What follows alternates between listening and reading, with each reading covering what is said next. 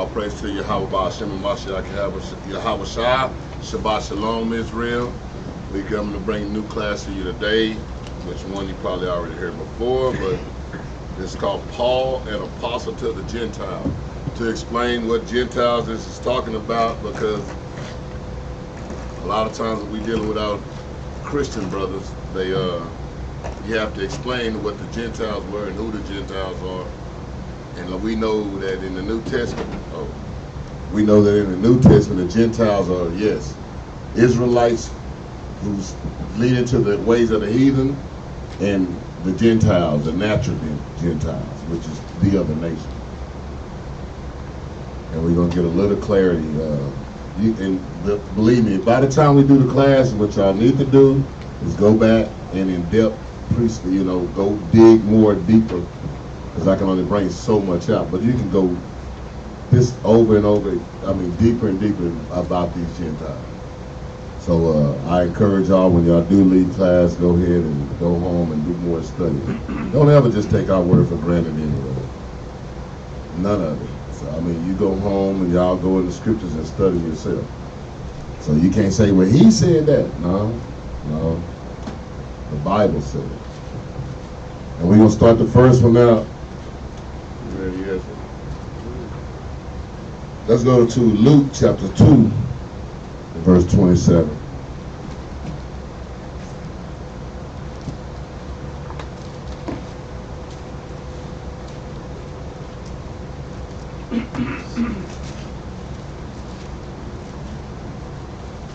It's the book of Luke, chapter 2, verse 27.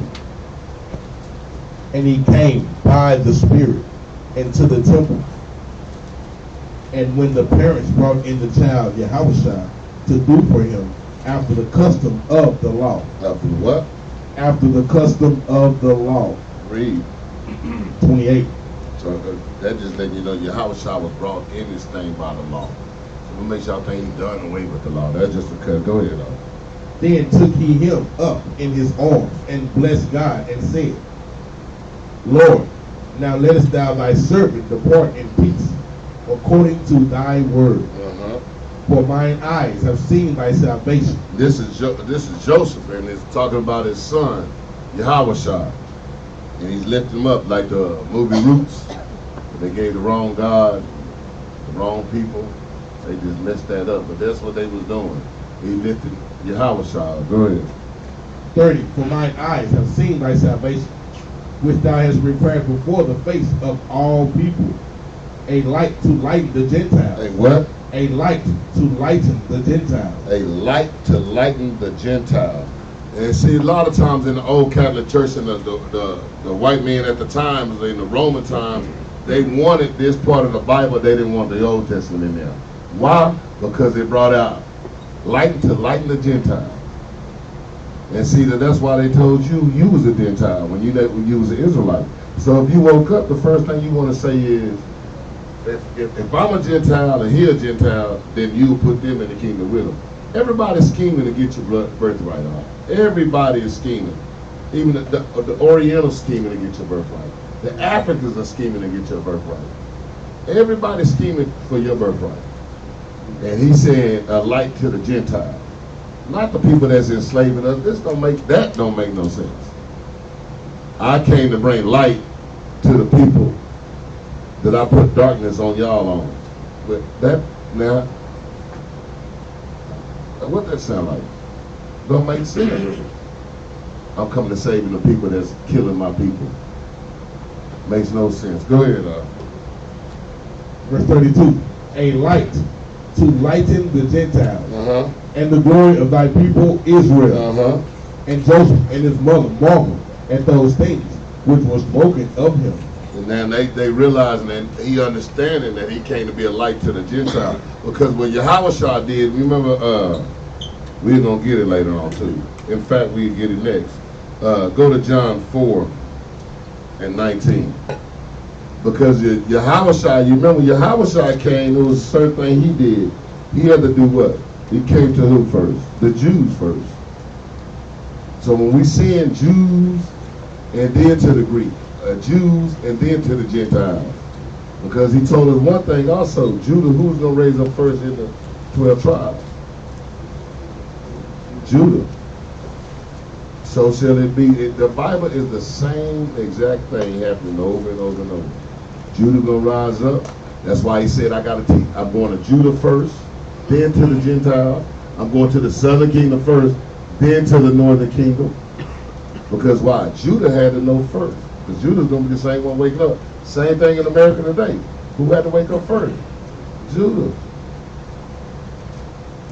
Judah was the one who came out with this. Whether we know what we up, we know when this truth came out, Judah was the one that had brought forth. Go ahead. The book of John, chapter 4, verse 19. The woman said unto him, Sir, I perceive that thou art a prophet. Our fathers worship in this mountain. In what? In this mountain. Their fathers worship in this mountain. Go ahead. And ye say that in Jerusalem is the place where men ought to worship.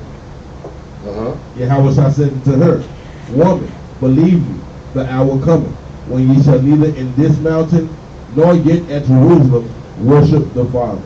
What? When ye shall neither in this mountain nor yet at Jerusalem worship the Father. He said, you will not worship the Father, meaning she was letting them know that this place right here was created by our Father. Meaning, she had no idea. The thing is, she of Jacob. So they are Israelites, but they're not of the northern kingdom, of the southern kingdom. This just giving you a distinction. He's saying, hey, we come up here to worship. He said, lady, y'all don't know who y'all worshiping, because y'all did what? Fell under idols. You got a lot of different gods. You don't know the real God. Y'all real Father. Go ahead. Did we finish that? 122? Yeah. Ye worship, ye know not what. We know what we worship, for salvation is of the Jews. Salvation is of who? Salvation is of the Jews. Now, Yahweh said salvation is of the Jews. That means Yahweh was letting them know right this time, he was just talking, and he came and sent to wake up and give the message to who first? It's Judah. The Jews first. That's why he said this. Right now, the salvation that he's bringing now, the salvation of the Jews. He didn't say the northern kingdom. He said of the Jews. That's why when Paul's saying that, of the Jews first, and then to the Gentiles. Of the Jews first, and then to the Greeks. He said, Yahweh immediate first point is to come down and give salvation to who? The southern kingdom. He was sent unto the southern kingdom. That's why he didn't wait. He had to wait until he got on the cross, died for the remission of the sins of the northern kingdom. That's why he came, Paul, and you finished the work that I already started. I came to wait the Jews up first. We're going to get into that too. Go ahead. Let me get a precept real quick. Give me Zechariah chapter, get yours out. There you go. Let me get Zechariah chapter 12 and verse 7. But just like Captain Maccabees is going into, these things prophecy had to take place. These are the scriptures that showing you this prophecy that is being fulfilled in the book of Luke, or in the book of John, Salaki. Yeah. The book of Zechariah, chapter 12, verse 7. The Lord also shall save the tents of Judah first. Read that again. The Lord also shall save the tents of Judah first. So this is a prophecy that's being foretold. And guess what? That thing came to pass when we read in the book of John. Because guess what? Judah went into slavery. But guess what? It was always ordained that Judah, or the southern tribe, would wake up first. Read on up. The Lord also shall save the tents of Judah first, that the glory of the house of David and the glory of the inhabitants of Jerusalem do not magnify themselves against Judah. So the Most High God rose up the southern tribe first, so that the northern tribe wouldn't magnify themselves against the southern tribe. Because it was always more of the northern tribe. But it was only 3 tribes of the southern tribe. So this is the prophecy right here. Go ahead. Praise. Yes, glad you brought that up. was up there. I didn't know when I was going to bring it out. Perfect time. All praise. Did we finish up on John? Go back to John.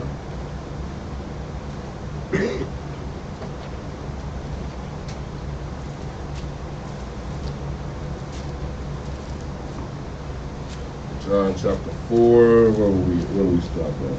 22. Yeah, keep going. John 4:22. Ye worship, ye know not what. We know what we worship. For salvation is of the Jews. See, and that's what he's telling them right now. But see, the Most High don't change. So the fact of the matter is what he's trying to let you know right now. I am sent, what he said, to the lost sheep of the house of Israel. I'm coming down here first to wake up Jerusalem, the Jews. That's why he said salvation. This salvation I'm coming now is for the Jews. When I die and return off, when I go to that cross and I done paid the price to bring y'all back, now I'm going to send somebody else, which is what Paul was used for. And we'll bring that out too. Go ahead, keep reading. 23. But the hour cometh, and now is, when the true worshipers shall worship the Father in spirit and in truth. In spirit and in truth. That's another class too. We need to do that again too. Because they don't understand what the spirit and in truth. Because I hear the Christians all the time. You got to worship him in spirit and in truth. Then you ask them, what's the spirit? What's the truth? They have no idea. They just think you're supposed to walk around. They just make up as they go along. I mean, whatever it takes to live this life, I'll bring it out. That's what they say. What brother know what the spirit is? What you got, brother Stephen? John 6. Oh, praise. What's the truth, Doc? Psalm 119, 142. Oh, praise, Doc. Praise. Somebody next time, somebody new answer that. Don't answer no more today. Need somebody else. Go ahead. 23. But the hour cometh, and now is, when the true worshipers shall worship the Father in spirit and in truth. For the Father seeketh such to worship him. Go ahead. God is a spirit, and they that worship him must worship him in spirit and in truth. The thing about it, when you go and look up these and you find out the spirit is what? These laws, his words. And the truth is what? His laws, his words. No matter where you go, that's what he's saying. So you got to understand, when he's talking about these Gentiles, first of all, they have to have had what? The law. So no matter who he's talking to or who he's talking about, the Gentiles, who he's talking about, and we got further evidence, they have to have known the laws, been in the laws. Y'all understand that? That's what he's talking about. It's not everybody. That's one thing we got to get out of, no matter what. And one thing about Paul and John, they always, every last one I'm talking to, nothing but the Israelites. It makes it distinguished when it's talking about any other nation. Because 9 times out of 10, it's a cut to other nations. When it's talking about other nations. The other time, it's talking straight to the Israelites. The whole Bible, that's it. That's it. Go ahead. Keep reading. Yeah, let's go to 29. 25. The woman said unto him, I know that Messiah is coming, which is called Christ. When he is come, he will tell us all things. He will what? He will tell us all things. She's been what they call it, a witness. He come to tell us all things, because remember, they didn't deal with the other northern kingdom. That's why she was like, what you talking to me for? Y'all don't deal with us. And he started prophesying to the woman. Now why? Because now was she finna take the word? She did what she had to do with it. She went to the northern kingdom and started saying, man, hold on. I don't know about them, they ain't dealt with us, but this one here just broke my whole history down and everything. He gonna tell us all things. This is that Christ that the Bible was talking about. Go ahead. To understand Gentiles, what history do brothers and sisters must know about, Nathan, y'all? To understand Gentiles, what history in the Bible do our people have to know about? the history of the splitting of the southern and northern tribes. That's right. You have to know that history of the split of the kingdom in order to know this history. Yeah. All praise. Yeah, exactly. We're going to go into that because that's like, man, you picking up the Bible and they tell you, first of all, you only get to the New Testament. That's when you start. You have no idea who Paul is and what's going on at all. Because if you don't know what Paul is talking about, that's why Peter was telling them this. See, a lot of times when people, when Paul was going, we're going to let this Bible speak. Let's go to Matthew 10 and 5. Yeah, go ahead. Finish your reading, then we'll go to the next. John chapter 4, verse 26. Yahweh said unto her, I that speak unto thee am he. And upon this came his disciples, and marveled that he talked with a woman. Yet no man said, What seekest thou? Or why talkest thou with her? The woman then left her water pot. He said, didn't none of them ask that? None of them asked that. So basically what it's going into, when they seen Christ talking to that woman, they wasn't gonna ask Christ, why are you talking to this woman? Right. So when the woman said, told like I'm saying, when that woman said, well, Christ supposed to be coming to witness to us. So Christ said, no, I am that person that's supposed to be coming to witness to y'all. That's supposed to be teaching y'all all things. That's why he came to correct. Because, like you say, the northern kingdom was doing their own thing. Southern kingdom was doing their own thing. The southern kingdom didn't deal with the northern kingdom, and the northern kingdom didn't deal with the southern kingdom. Northern kingdom have cast themselves all the way off. So Christ's job was to come back to put the family back together again. And that's one thing that Christianity failed to realize, that Christ has to put the family back together again. That's why the Bible always speaks about going into the Gentiles. When you don't have that understanding, that's how things get confused. Go ahead, up.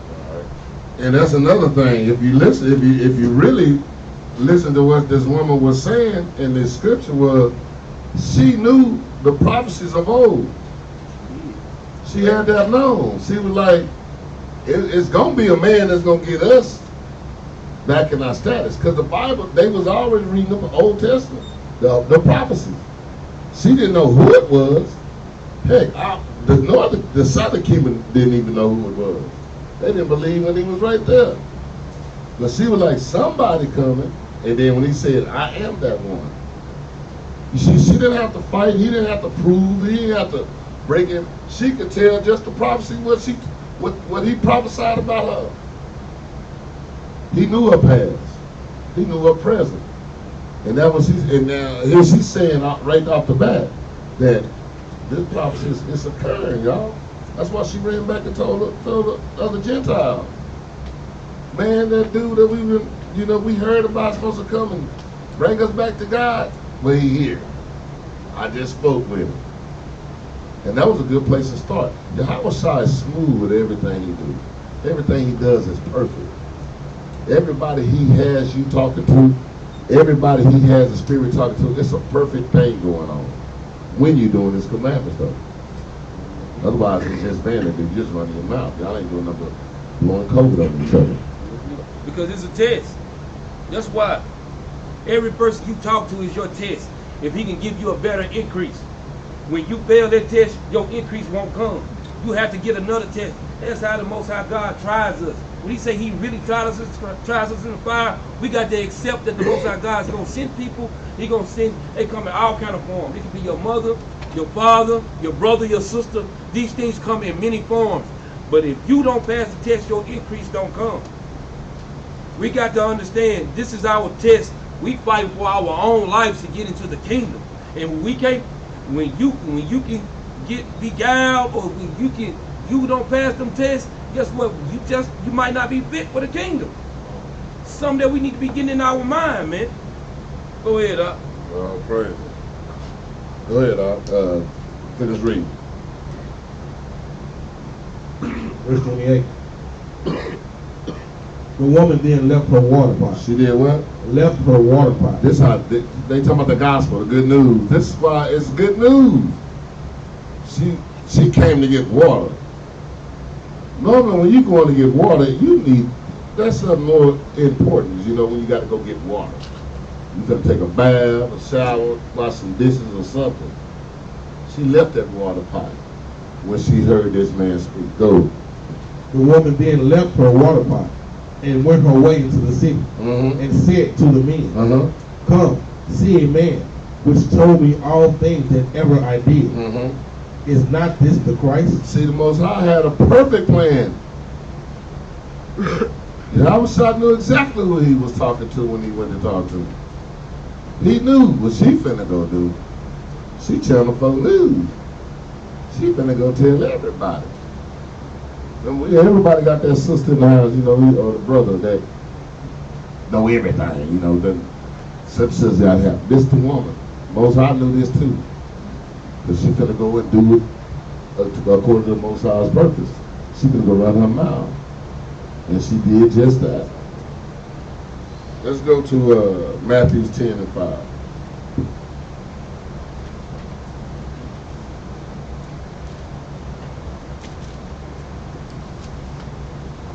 Yeah, like the brother said, we're going to have to get history. And we got to go precepts. And that's something the Christian churches will not do. I mean, even if you don't believe what we say, why don't you just take what we say and go and look it up and see for yourself? But they don't want to do it. They just want to believe what they was told. Go ahead. The book of Matthew, chapter 10, verse 5. These 12 Yahweh sent forth and commanded them, saying, "Go not into the way of the Gentiles." Go what? Go not into the way of the Gentiles. The reason he was telling them at this time, don't go into the way of the Gentiles. Why? What was your Yahweh's purpose was for what? The southern kingdom. So he telling them, no, don't go in the way of the Gentiles. And they saying what? Go ahead. Go not into the way of the Gentiles, and into any city of the Samaritans enter ye not. He said, any city of the Samaritans enter ye not. What was the capital of the northern kingdom? Samaria.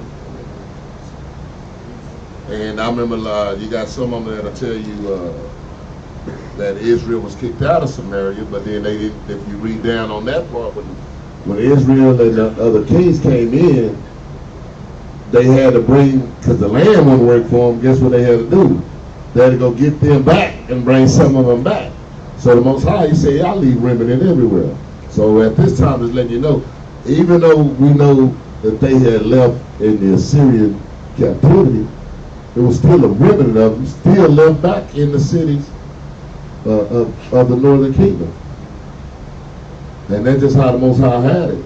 And these are the same ones that went on into, because when they left out of Israel, they was some, we'll read that. They were some wicked son of guns, man. But like I said, you'll never know that if you don't go back and get the history on all this. Go ahead, let's go to Romans 1 and 16. See? Go, yeah. But go rather to the lost sheep of the house of Israel. He said, but go rather to the lost sheep of the house of Israel. The lost sheep of the house of Israel. Why didn't he call the northern kingdom the lost sheep of the house of Israel? They lost more lost than Judah. They don't even know who their God is. So he said, I gotta go there first. It's a like he said, everything must be done in what? Decency and in order. I gotta do it according to the way the scripture says it have to happen. Prophecy gotta line up. You can't make up prophecy. That's what the white man does. That's why he got the British mandate. They try to make up prophecy. Yes, we'll make that prophecy happen. No, but they forgot all the details of how the Most High said he was going to do it. Go ahead. See, because going into the lost sheep of house of Israel, it's an important thing that they fail to realize in in Christianity and all the other religions when they concerning talking about Yahweh, man. Let's go to give y'all a precept on it. Let's go to 1 Maccabees chapter 4 and verse 10. Because the thing is, when he's coming to the lost sheep of the house of Israel, it's a sign for us in Israel, but it's also a sign for the other nations too. You get there, let's read. 1 Maccabees 4 and 10. Start at verse 10. Verse 10. Uh-huh. Now therefore, let us cry unto heaven Read. in peradventure the Lord will have mercy upon us. Because this is what we're supposed to be doing right now in this walk. Crying unto the heavens, crying unto the King, crying unto the Most High God, that He'll have mercy upon us, man. Read.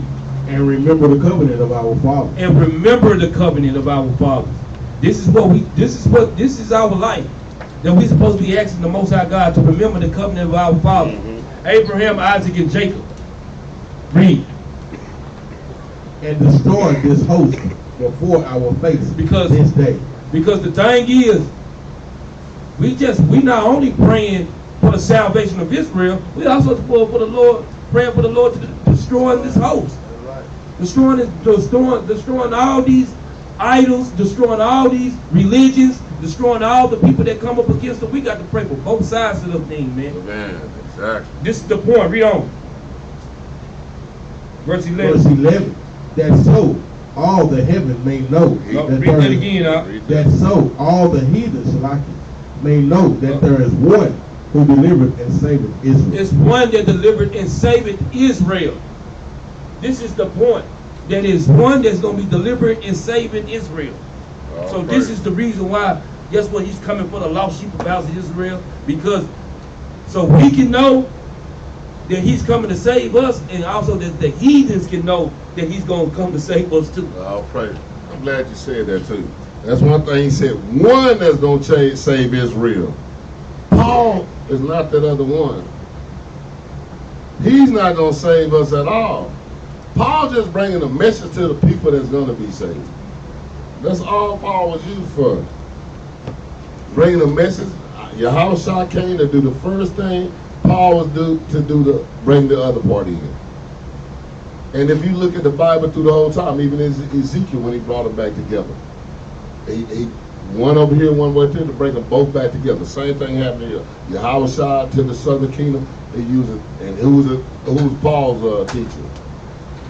Who was Paul's teacher? Yahweh to bring in the rest of it. That's it. I don't know how it gets so difficult, how it gets so out of, well, I do, Christianity. Christianity just tore this Bible apart, man.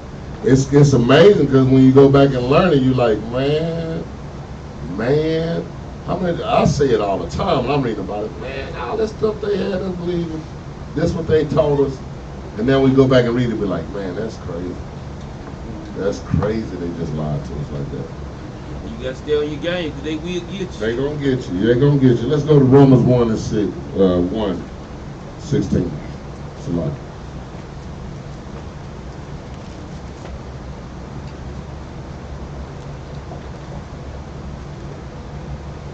Y'all should be over there practicing on the Bibles. See how fast y'all get to them scriptures, you readers. I should be hearing some quick stuff. I shouldn't be hearing no.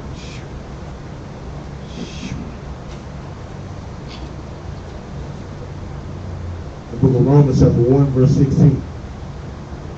For I am not ashamed of the gospel of Christ. Go ahead. For it is the power of God unto salvation to everyone that believeth. To what? To everyone that believeth. Go ahead. To the Jew first. To who? To the Jew first. The southern kingdom first. And then what? And also to the Greek. And also to the Greek. The northern kingdom second. And we going to keep getting this consistent thing through the whole Bible. See, that's one thing about the Christians. They make it, the Bible, very inconsistent. They make it contradictory. Because if they're going to make it so contradictory like they do, why should we even believe in it if the Bible contradicts? If it contradicts anywhere, we throw this whole thing away.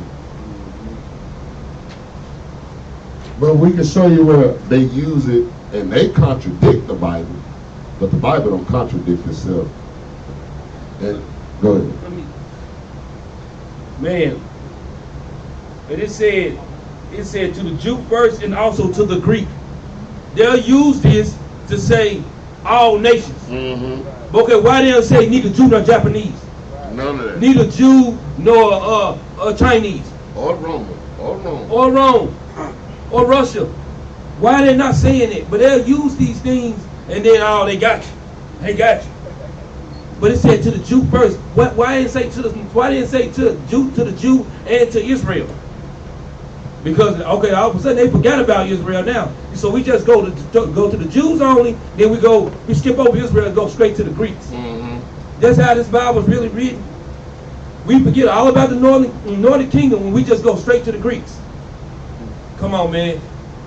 We got to get more understanding. The Bible will never contradict.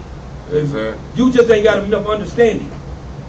We just have to get a further understanding of this thing, how it goes. Go ahead, Doc. And the funny thing about that is, it's talking about the Greek. They use the Greek. They use the Greek. They use the Greek. Isn't it amazing why they took the Greek out? That's funny. Why do you think they took the Greek captivity out? Because they wanted to use this. Why is it every time you're talking to any one of them apologists, Christian apologists, what do they always say? To the Jew and to the Greek first. To the Jew and to the Greek first. What's that little G-man, that little dude? Oh, man. I think that's the only scripture he knows. I think so, too. See it. Seer, you're right. To the Jew, but then you say the Apocrypha. What they got to do with anything? Well, you keep saying Greek. Greek this, Greek that. I'm giving you the Greek captivity. Nah, that don't belong. Well, why is you using the word Greek?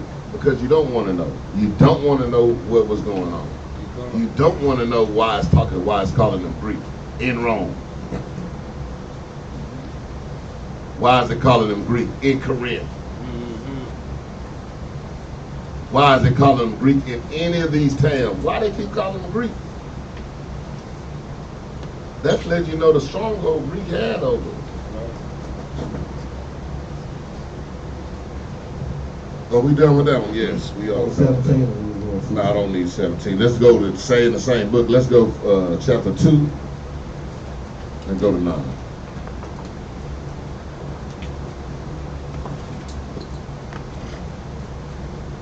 The book of Romans, chapter 2, verse 9. Tribulation and anguish upon every soul of man that doeth evil, of the Jew first, and also of the Gentile. He said of the Jew first and also of the Gentile. First of all, let me show you some tribulation and anguish on every soul of man that doeth evil. Well, these heathens are doing a whole lot of evil and don't look like nothing going on with them. He's talking about, when he's talking about of all men, he's talking about Israel. Because I got a breakdown on that. The men, what original man, what God calls a man, was Adam. He was separated from the rest of them, which he called them male and female. If they want to be technical, ain't none of them men. They male and they female. Only man and woman they be dealing with is Israel. And that's a whole other breakdown. And that's me. Right now I just want to stay with a little milk. That's a little too much. But we're going to break that down too. As our people build up, we're going to have to go up. Step up. Go ahead. You did read 10? No, verse 10. But glory, honor, and peace to every man that worketh good, to the Jew first, and also to the Gentile. To the Jew first, and also to the Gentile. Wow. Well, we can prove without a shadow of a doubt this Bible is talking about nothing but Israelites. So when he's saying that about the Gentiles, you got to at least examine why is he saying that. When after you done read all, if you read all the Bible, you done read up from Genesis, and then you at Rome, your whole thought should be from Genesis to Rome, He's been talking about the Israelites. So why all of a sudden it's finna change? Who making it change? Who making it change? Let's go ahead. You finish that? 10? Let's go to Matthew chapter 12, verse 17.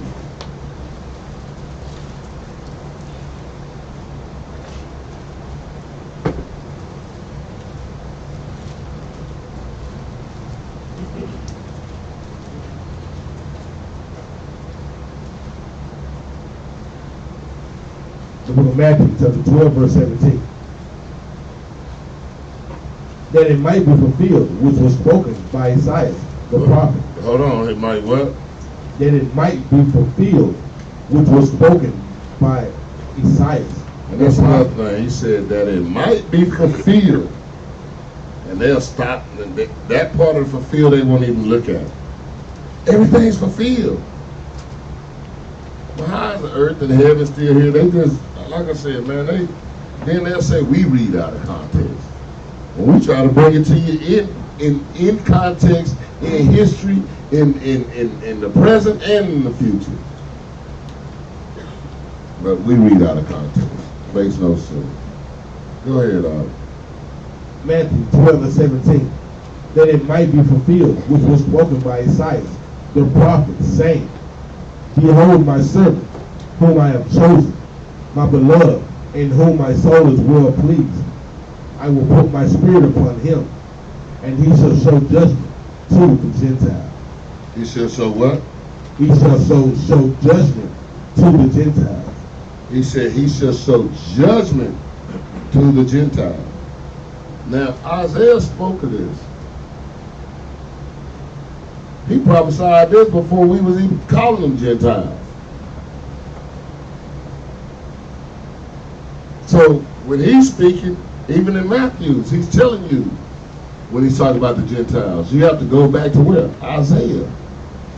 That's who said this. I had that written down too. Got what?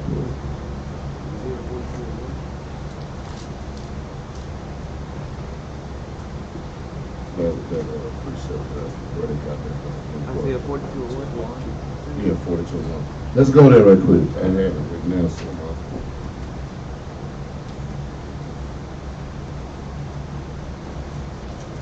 Isaiah 42 and 1. Because one thing they're not even getting at is it was prophesied he was coming for that northern kingdom. Way back at that time, he's letting you know where he got it from and what it's talking about. And see, that's why they don't want to. Then they don't want to say about the Old Testament. Why? But you need to go to the Old Testament because the Old Testament talk about who? They claim that Israel. That's why they don't want to go in there, because they know for a fact what it's talking about Israel. Only thing is, when we get to the New Testament, it's mysteries. It's a mystery. That's what we're going to speak about. It's going to say that in the scriptures. It's a mystery to find out what's going on at this time. Not that it wasn't foretold, it's because people ain't thinking no more. They ain't studying no more. They ain't researching no more. You got something? Go ahead. Where we at? Isaiah chapter 42, verse 1. Behold my servant, whom I uphold, mine elect, in whom my soul delighteth. I have put my spirit upon him. He shall bring forth judgment to the Gentiles. Who did Isaiah write about all the time? That's what he wrote about. Even Christ even acknowledged that. Isaiah always write about it. That's all Isaiah wrote about with me. And here he is again. Read that again. Isaiah 42 and 1. Behold my servant, whom I uphold, mine elect, in whom my soul delighteth. Mm-hmm. I have put my spirit upon him. Where? Upon him. Upon him. Go ahead. He shall bring forth judgment to the Gentiles. He said he shall bring forth judgment to the Gentiles. What judgment did he give the Gentiles? Mercy. To the northern kingdom. He gave that judgment. We Started acting like our own brothers did. Well, against us, got jealous and mad. He get it too. How he get McDonald's? I clean the bathroom, I clean the room, I clean this. He ain't do nothing but run around outside and play. Did he get McDonald's because he came in the house? Yeah. He your brother. He get McDonald's too. Prodigal son. Exactly. That's it. Exactly. That's how we be in when it comes to bringing in the northern kingdom. And the northern kingdom, man, you can't tell, but this ain't probably because the northern kingdom, they going against us like, nah, we Canaanites now. We Canaanites. We doing exactly what we started out way back in the day, the same fight going on today. Y'all not even Israelites. Y'all Canaanites. How you gonna tell us we not Israelites? But it took us to tell y'all that y'all are Israelites. Just like I was saying, so I guess it's a scripture in the Bible saying the Canaanites are going to raise up the Israelites in the last days. Mm-hmm. Can't find it. Get a precept on this, man. Let's go to Romans chapter 3. What, like I was telling them, that's the reason why Christ was talking in Matthew chapter 12, verse 17. He was speaking about, like you said, the judgment was coming to Israel. That Christ was supposed to be coming to judge the Gentiles. Why? Because he was going to judge the northern and the southern kingdom together. Romans chapter 3, start at verse 9. Get there, I can read it. Romans chapter 3, verse 9. Mm-hmm. What then? Are we better than they? So it's talking to the Jews. This is what Paul is talking to. He asking the Jews, what then? Are we better than they? Mm-hmm. He's talking about the northern kingdom, man. Read.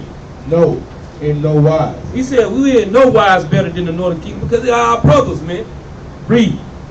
For we have been before proved both Jews. For we have before proved both Jews and Gentiles that they are all under sin. It's because we are all under sin.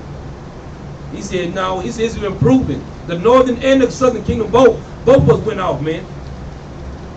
Like it said in the scripture, both of us have played the harlot, man. Mm-hmm. The northern and the southern kingdom are alike. It said Israel went off. The Most High says, Judah, you went over there, you went out too. Mm-hmm. You did the same thing that Israel did. That's why they had to, guess what? That's why he sent his son and said, no, I'm going to send somebody. I know he ain't going to go out. Yeah. But they'll go out. they see what their brother was doing. They was getting away with it. Okay, well, look good. Hey, judgment didn't come expediently. So we know our God in old times, guess what? Our God, homosexual walking around, 1, 2 witness, 3 witness, put to death. Committing adultery, 1, 2, 3 witness, put to death. Christ came to be that mediator, so we couldn't get put to death right there in that spot. Let me see that right quick, God. You know, I'm always want to know what brother is thinking, man. Read verse 9 again, because that's a good precept that I pulled, man. Read that again, Verse 9, Romans chapter 3. What then? Are we better than they? No, in no wise. For we have before proved both Jews and Gentiles that they are all under sin. Now, do any brother know why? How do we know that this is not talking about literal Gentiles? Do any brother want to take a crack at it? What you got, Brother King? Because we were the one that was given the laws, that God gave the laws to. That's one of them. But what scripture do we always pull out there on the streets? Who else want to take a crack at it? What you got, I was going to chapter 4, What it, quote it right quick.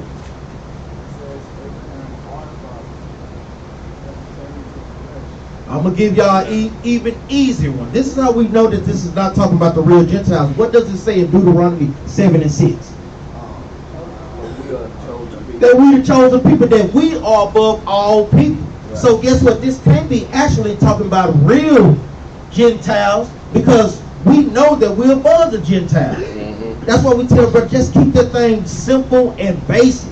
When you start to use Deuteronomy chapter 7 verse 6 constantly, it instills in your brain when you come across scriptures like this. Read verse 9 again, Doc. Verse 9. What then? Are we better than they? Because we already know that we better than all races on the planet Earth. We know that we are already above the Gentiles. So this can't be actually talking about real Gentiles. Read on up. No, in no wise. And Paul is giving them the answer. No, in no wise. Meaning the southern kingdom is the same as the northern kingdom. Go ahead, Al. Oh, praise, that was a good breakdown, man. Yeah. And I know where you were going to, Keenan, because that's the next step that I would take you to. Because where it said that, you know, both Jews and Gentiles, they are all under sin. Right. Because Yeah. if you're not, if the sin is what? We always talk about that, the transgression of the law. And the law was only given to us, so you know that they're talking about us in that state of mind, Gentiles. Yeah. So, Right. but that's good. But that was the first part. That's Deuteronomy 76. What you want, Neil? And the other one he said over there. Isaiah 11 and 12. Because I want to touch on how I brought up how some of the Issachars of the northern kingdom want to try to say that we Canaanites, but on the flip side, you got Judah saying that it's Negroes only. Yep. So that's Ephraim vexing Judah and Judah vexing Ephraim. And that's the reason why the Lord got to come back and take that wall of partition down. Because you got brothers in the truth that's vexing each other. Read that out. Isaiah chapter 11, verse 12. Yes. Verse 12. And he shall set up and a sign for the nations, and shall assemble the outcasts of Israel. The who? The outcasts of Israel. Uh-huh. And gather together the dispersed of Judah from the four corners of the earth. Who scattered in the four corners of the earth, man? They want to try to say we Canaanites, but was Canaanites scattered in the four corners of the earth? You got so-called black people scattered in the four corners of the earth through the slave trade, man. And the Lord said He's going to recover that river, that dispersed. Read. 13. The envy also of Ephraim shall depart, and the adversaries of Judah shall be cut off. Uh-huh. Ephraim shall not envy Judah. Ephraim should not do what? Ephraim shall not envy Judah. Because that's what it is. That's why the brothers, it's envy. Like I said, Judah the one woke you up to even knowing that you Issachar or Northern Kingdom. Then they get envious. Now you want to say that those same people that woke you up, those are Canaanites. That's envy right there. The Lord got to take that away. Read on. And Judah shall not vex Ephraim. And Judah shall not vex Ephraim. Brothers talking about it's a Negro only chart. You vexing the Northern Kingdom now. Right. That you vexing your own brothers. And they fulfilling what the scriptures say. So the Lord got to come and take that thing away, man. Take that envy and that jealousy away from our brothers. That's in the truth. So it go both ways. Judah vexing Ephraim and Ephraim vexing Judah. Go ahead, Al. Okay. Let's go back to Matthew chapter 12. And we did 18. We're going to start at 19. Matthew chapter 12, verse 19. He shall not strive, nor cry, neither shall any man hear his voice in the streets. That's the same thing right now. They don't hear us when we're in the street. Go ahead. A bruised reed shall be not broke, shall he not break. Mm-hmm. And smoking flax shall he not quench, Mm-hmm. till he send forth judgment unto victory. Mm-hmm. And in his name shall the Gentiles trust. He said until he sends forth judgment unto victory. When he go on that cross, that's when the Gentiles going to trust and believe in him. Because the Spirit going to come back to preach to who? The Gentiles. He came for the southern kingdom after his resurrection when he ascended back up. Now it can be taught to the Gentiles. Because remember, it had to be some redemption. Yahushua had to pay something to bring them back. So that's why he was only going to the southern kingdom first. Then, after his blood was paid, brought back to who? The northern kingdom. They were bought for a ransom, just like we was bought for a ransom.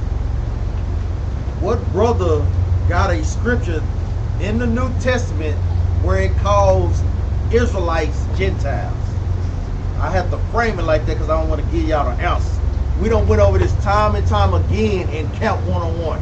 But we need to literally see that thing say Gentile, that they are Gentiles. Because these are the questions that Christians come with all the time. Well, show me in the Bible where they're calling Israelites Gentiles. What you got, Yosef? All praise. I get in spirit with that thing, man. What is some more? What you got, Joe? Galatians 3 and 14. That's not what I'm looking for. What you got, Op? All praise. 1 Corinthians 12 and 2, Ephesians 2 and 11. We got one more that hit the spot.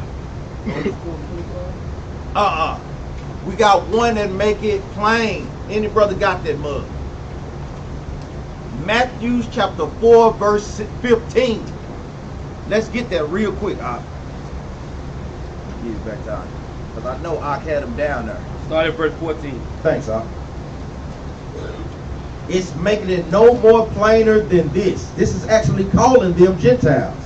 The book of Matthew, chapter 4, verse 14. That it might be fulfilled which was spoken by Isaiah the prophet, saying, the land of Zebulun and the land of Naphtali. The land of Zebulun and the land of Naphtali, which is what? The northern tribe. Read on. By the way of the sea, beyond Jordan. Beyond Jordan. Read on. Galilee of the Gentiles. Galilee of what? Of the Gentiles. Galilee of the Gentiles. He's calling what? Northern tribe literally Gentiles. This is the perfect precept right here to cut a Christian, boy. Yeah. What about the precept to go with it? Brothers that already called. What you got? Brothers already called.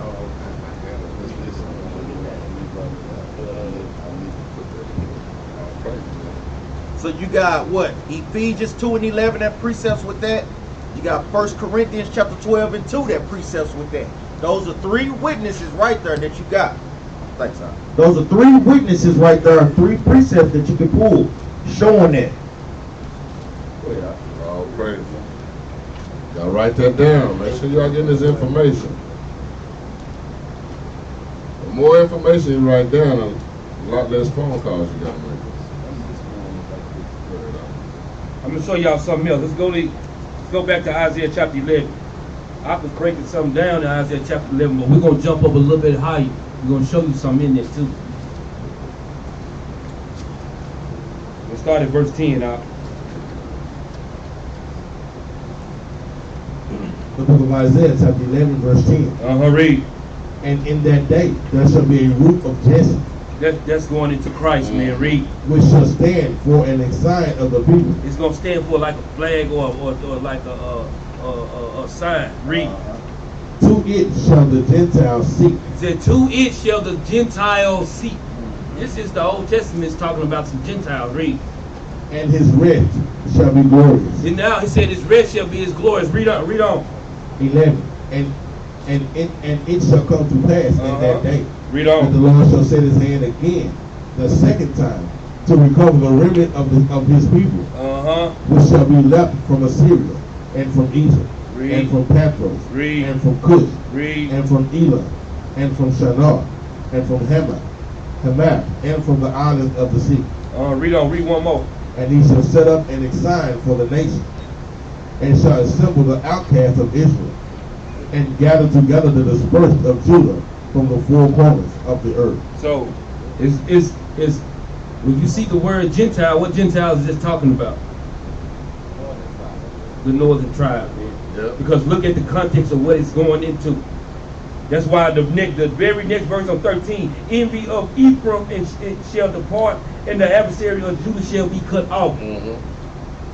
Because somebody got lost in the way. Yep. It was called a Gentile. And was called a Gentile. This is for warning. Let me read something else also, because we're going to get this later on too. Go to 11 and 1. Isaiah, same book.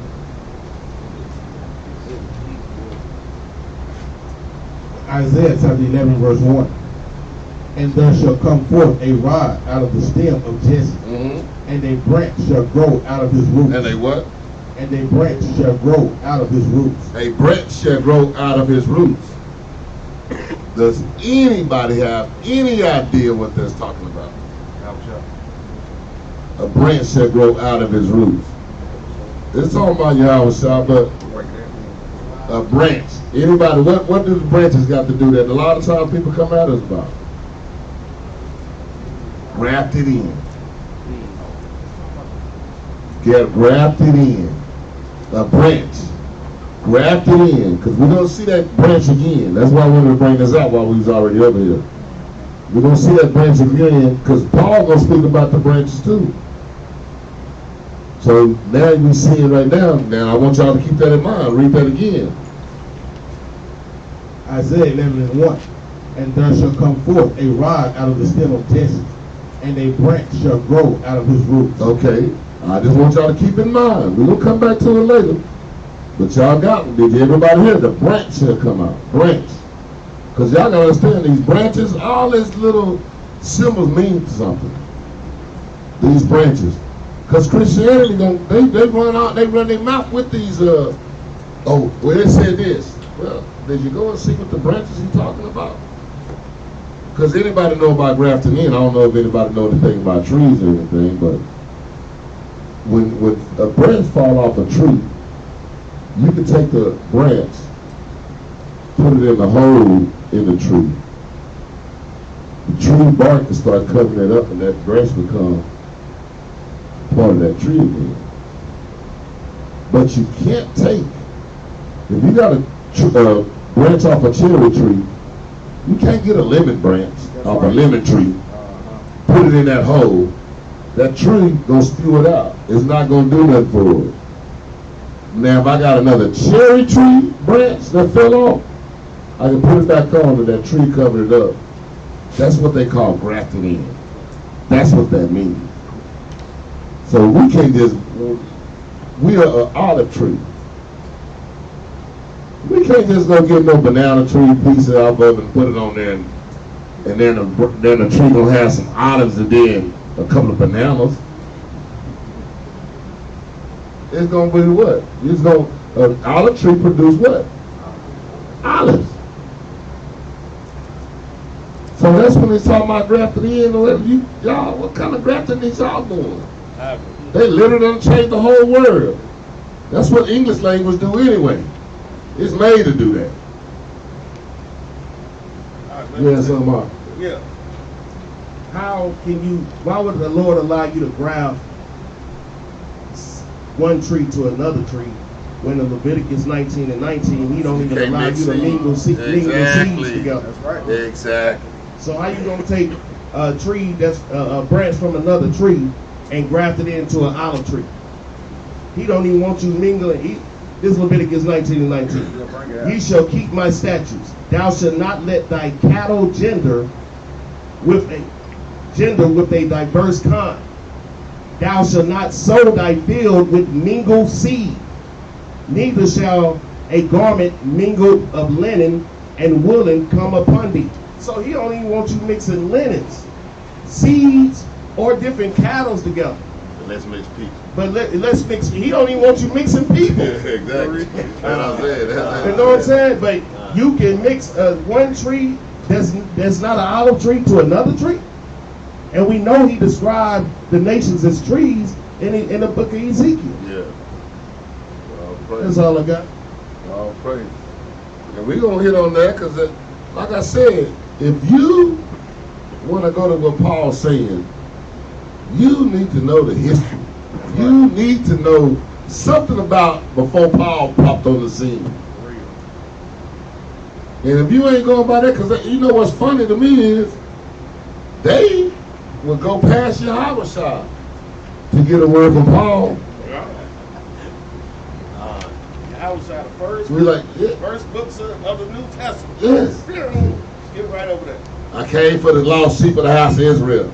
Now, hold on, wait a minute. Paul had said that you came for somebody else. Well, Paul ain't me. And Paul didn't say that anyway. And what was Paul teaching from? What was Paul teaching? Was he just teaching a message on his own? Or was he teaching God's law, statutes, and commandments? What was he teaching? This is something that we got to ask ourselves. You talk about Paul, what was he teaching from? He was teaching about the prophets. He was teaching about everything in the Old Testament. He was teaching about God's laws, statutes, and commandments. He was teaching about Christ. Then Christ came on the scene. That's why. I don't want to go take over the class. No, you good. I understand. That's why when Acts, let me see if I can grab it right quick. Acts chapter 9. no, Acts chapter 23 right quick. Let's go there right quick.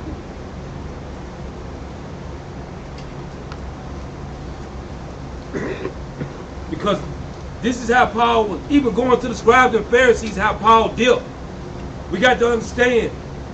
Acts chapter 23, start at verse 6. We got to understand how Paul even dealt. And when he sees matters, guess what he dealt with? Matters is the Most High God commanded him to deal. Just like us right now to this day. Read that out. Acts 23 and 6. But when Paul perceived that one part was Sadducees and the other Pharisees, Because they was arguing back and forth about Christ. Read. he cried out in the council, men and brethren. Who he say? Men and brethren. He said men and brethren, man.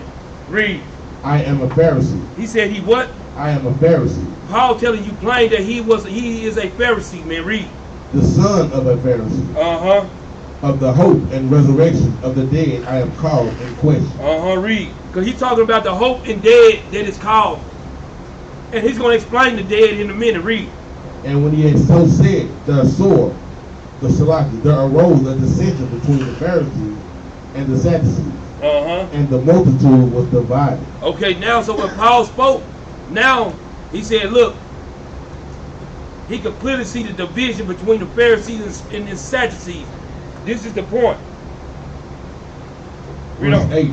For the Sadducees say that there is no resurrection. So the Sadducees say there is no Christ. Basically, that Christ can't resurrect from them. There's no resurrection.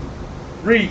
Neither angel. He said, that's neither angel. So we already know some brothers is there ain't no resurrection when there ain't no angel. Yeah. Hey, scripture say what they say, man. Read. Nor spirit. Nor spirit. Read. But the Pharisees confess both. But the Pharisees confess both. Those are the difference between the Pharisees and the Sadducees. This is Paul teaching. He has to even correct even the smallest things. These small matters going into because the Pharisees, guess what? They acknowledge that these people were dead and they was lost. Just like you got the Old Testament Israelites, you got the Israelites that teach the whole Bible.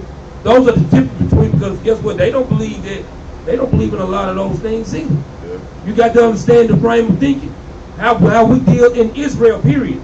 So the difference between the Pharisees and the Sadducees, Paul made it plain so we can understand. The Sadducees did what? They don't confess that it's angel nor spirit. Or resurrection in that. So, but how we must worship our God? Through spirit, what I said at the beginning of the class, through spirit and in truth. Yes. So guess what? Hey, there's a problem with it. Go ahead, Otto. Can we read verse 11 right quick? Go ahead. Verse 11. Read verse 11.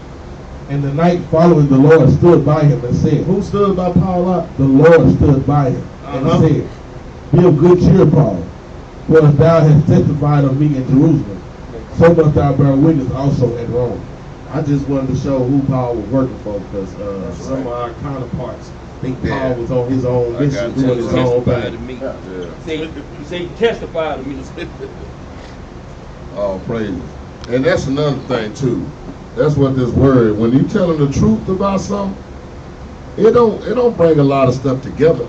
It starts splitting stuff apart. That's right, man. That's right. Because remember, the Pharisees and Sadducees, they was cool until Christ came on the scene. Now it's a split between us now. So this word of God, a lot of times everybody think, well, you ain't bringing the people together. No, I'm dividing them. I'm slinging a two-edged sword. How's that peace? You got that precept. This is coming to cut. It ain't coming to mend. We ain't come with a weld gun. We ain't welding stuff together. We come to cut stuff apart. Who got that precept? Wow. Two-edged sword. That Christ ain't coming to, Hebrews what? coming to put things together. 4 and what? That ain't, I'm talking about Hebrews 4. That ain't what I'm looking for. Isaiah 11:4. But Christ said he ain't come to bring peace. In Matthew now. What he said? Isaiah 11:4. All praise God. Hold up. The new guy. That's what I Wait a said. minute, hold up, brothers. We got the new brother in here that's on point already, man. Come on, Ox, man. Y'all know I'm be on y'all. Like Ox said, what it say, like sprinkles on ice cream, man. Come on, Ox. Y'all should know that, man. I know I can say a two-edged sword. That's why I know you went to Hebrew. 10:34. Yeah, 10 to 34, that's what he said. Yeah, 10 34. That's what he said. Yeah, he said 10. No, he said 10. Let's go to St. John chapter 7, verse 35.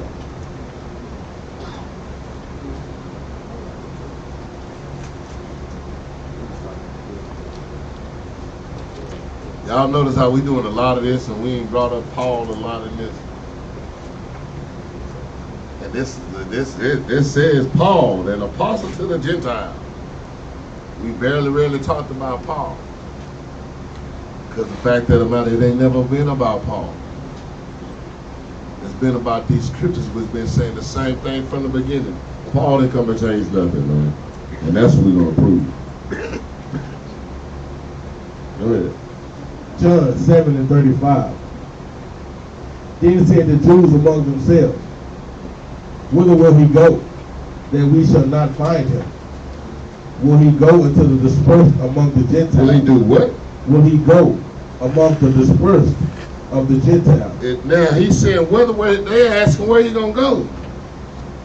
Shall he go among the dispersed that upon the Gentiles? Meaning is Gentiles all over the place. But the Gentiles he's speaking about is who? Israelites. That's it. Because he ain't, man, Yahweh's side, last thing on his mind is any other nation around here. He only thinking about Israel, period. He only came back for that. So the thought of any other nation would make him a liar. The thought that he's finna come back, the only time he want to have to deal with these other nations is when it was prophesied he was going to give it unto them. He like us. And he just rather stay in the hood, man, leave the rest of the people alone. Then he just like us. Cats in the hood started shooting all up the hood now. Pharisees and Sadducees doing the same thing. Maybe well, dang, boy, I like being at home, but I don't like being at home. My brothers be tripping. Go ahead. Let's go to Acts chapter 9, verse 11. Did we finish that out? Yeah. Y'all know those precepts. That's another good precept that was left out. You know, Matthew 4 and 14, 1 Corinthians 12 and 2, Ephesians 2 and 11. All those precepts with John 7 and 35 as well. That's one we left out. I covered that thing all praise. Yeah, I had I had a rough time from it. Putting it together with so much information. Take it, go. Acts 9 and 11.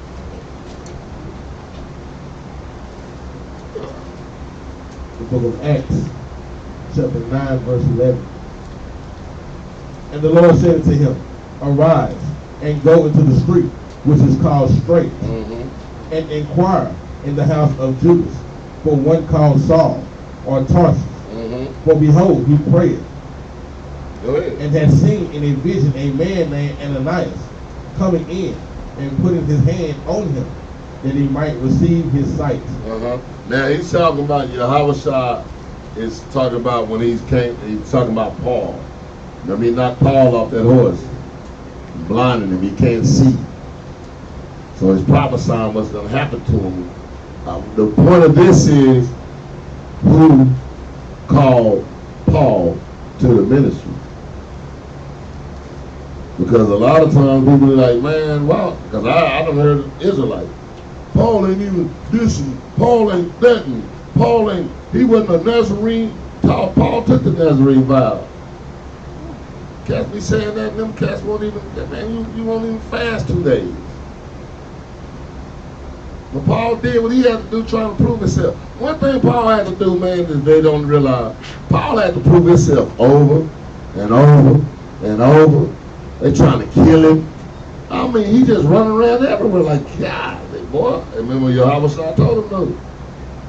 Oh, you gonna see why they inflict me. You gonna see it. They finna come at you. It's like a lot of times we can go out in the streets right now. We can get these Bibles, put a cross around our neck, go and speak loud, yell.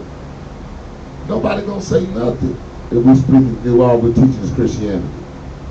But when we start preaching this real truth, you see what we get, what we gotta go through. They wanna cuss you out. Ain't nobody whoever went in anybody, please. Have anybody known anybody that have ever been in the Potter's house? Stick up the finger at PJ's. Throw a water bottle at him. Yeah. Spit at him. Spit at him. Try to fight him. Come on, man. Go knock some signs down. Shoot at them. Because they ain't preaching nothing. They ain't preaching nothing. And you get one little dude go on the street and start preaching this truth of the Bible. Reading the Bible. And they hate it. And that's the same thing Paul told. He told Paul, yeah, you gonna be hated. You finna get afflicted, brother. You finna get afflicted for my name. Go ahead. And you know that's a true statement. What I've made. But I just think about a couple years back, maybe about 2, maybe 3 years back, we went to the city council meeting. Soon we brought that Bible out in the city council meeting. You got 2 minutes. Oh yeah, after they gave y'all some minutes, they gave y'all this amount of minutes. Brought that Bible out. Oh, y'all got 30 seconds there. That's it. But it said 2 minutes, 30 seconds. Oh, that's enough. Bring up the next person. And the thing about it, half the people in there was talking about Jesus. We need to lean on Jesus. We need to pray this and that. And then the moment the Bible come out, they don't want Jesus. They don't. They just run like he said. They with their mouth, we love you. But do what I say. I don't know about all that. And what we for? Leviticus 19:7. We had the solution to black on black crime. Yeah. That was for 5 minutes. Y'all got 30 seconds. Y'all got 5 minutes. Give me 7 seconds. I don't know. Y'all got 30 seconds when they pull that scripture. I'm kind of glad Benaniyah handed that mic over. Look like that woman finna snatch that mug out of his hand. Go ahead. Acts chapter 9, verse 13. Then Ananias answered, Lord, I have heard by many of this man how much evil he had done to thy saints. Because Paul was killing them. Paul had them all running, man. You either going to jail. Ain't no telling what kind of stuff you got to go through. If Paul catch us with these friends on, see. That's probably what they would take. Hey, man, take the friends off. Paul coming down the road. Yeah, he coming. Then everybody got the shirt all tucked in now. Go ahead. 14. And here he has authority from the chief priest to bind all that call on thy name. He had the authority from the chief priest. Go ahead. But the Lord said unto him, Go thy way, for he is a chosen vessel unto me, to bear my name before the Gentiles. To do what? To bear my name before the Gentiles. See, Yahushua had to come back and tell him. He had to tell Ananias, man, look, I know he been doing all that, but that's the one I chose. Imagine somebody telling you that. Yeah, the one that was killing you. Yeah, I need you to go to his house and he been trying to kill me. I know. You want me to go to his house? Man, this is Yahushua. You gotta understand, the Most High is a perfect God, man. He'll use the smallest, most blatant thing to confound the wise, these so-called wise people. He'll use something that you just ain't thinking about. You won't even think, you won't even realize, like, man, the stuff that you telling, get out the way. Once I use that to get you to see what he's talking about. To show his power. That's Yeah, a miracle within yeah. itself. Lord praise. And that's why it's so pivotal. Let me see that. That's why it's very, very important that brothers and sisters apply the commandments. Because just like I gave a great example with Paul, who was wasting the church, killing his own people, but guess what? Matthew tells you to what? Forgive your brother the wrong that he has done unto you. We got to remember these things, man. A lot of times, brothers and sisters can't forgive a brother for stepping on your shoe or for saying some word or something. But guess what? They was actually forgiving Paul for the killing of our own people, man. So if he doing it that way and they can forgive him, what about us, man, on these little small matters that we have amongst each other, man? We got to stop that, man. Praise. Go ahead and read 15. 15. But the Lord said unto him, Go thy way, for he is a chosen vessel unto me, to bear my name before the Gentiles and kings and the children of Israel. So Yahweh calling Paul to just do this. Go ahead and read one more. For I will show him how great things he must suffer for my name's sake. And that's what I was bringing about. He said, Yahweh said he got to suffer a lot of great things. That's why Paul, if you read, man, if you ever read, I remember Jerubbaal used to come, man, you got to read this book of Acts, man. So I went and looked at it and went, man, Paul just started his ministry, man. They was trying to kill his brother ASAP, man. His own people, he couldn't even go back to Jerusalem. That's what they're saying. You got to go to court, Jerusalem. No, whoa. I take the court right here. Go ahead and do what y'all got to do right here. I'm not going to Jerusalem because Jerusalem was already going to do what? They ready to kill him. Let me read it right quick. Go ahead. Give me 2 Corinthians Chapter 11 and verse 24. And we're going to read about some of the things that Paul had to go through. What Christ prophesied to him about. So they're going into the same thing. Hey, we're going to suffer persecution in this truth, brothers and sisters. But just like the captains is bringing out, this is how you know that this is the truth. Because if you was in Christianity, you'd be getting all praises and love. If you was in Islam, you'll be getting all praises and love. Read this right quick, 2 Corinthians 11 and 24. Start at verse 23, 23. Are they ministers of Christ? Read that again. Are they ministers of Christ? So is T.D. Snakes really a minister of Christ? Read on up. I speak as a fool. Read on up. I am more, and labors more abundant. Read that again. I am more, and labors more abundant. When we come into this truth, you see the labor and the work that we have to put in to raise up a nation. Read on up. In stripes above measure. Read that again up. In stripes above measure. When it talks about stripes, it's going into what? The beatings that Paul received. But guess what? Teaching the word of the Most High God. Read on up. In prisons in more what? frequent. In what? In prisons more frequent. In prisons more frequent. Paul stayed locked up, man, on house arrest. Read on up. More frequent. In deaths. Oh. Guess what? He was in death often than most people, man. Read on up. Of the Jews, 5 times received our 40 stripes, save one. Read that again up. Of the Jews, 5 times received I 40 stripes, save one. 40 times what? 5. That's 200 stripes, save one. 199 stripes. Hey, they might as well should have gave him that one. Read on up. Thrice was I beaten with rods. Once was I stoned. He was stoned one time. Read on up. Thrice I suffered shipwreck. Thrice he suffered shipwreck. Going to what? Places in Asia Minor trying to teach this truth. Read on up. In the storm. A night and a day I have been in the deep. Read on up. In journeying often. In perils of water. In perils of robbers. Guess what? He had life on the line for people trying to rob him out there pushing the truth. Read on. In perils by my own countrymen. In perils by his own countrymen. So guess what? Brothers, when we trying to take these things, guess what? These things might happen to us, man. But guess what, man? We got to hold fast, be steadfast, be unmovable in the truth, man.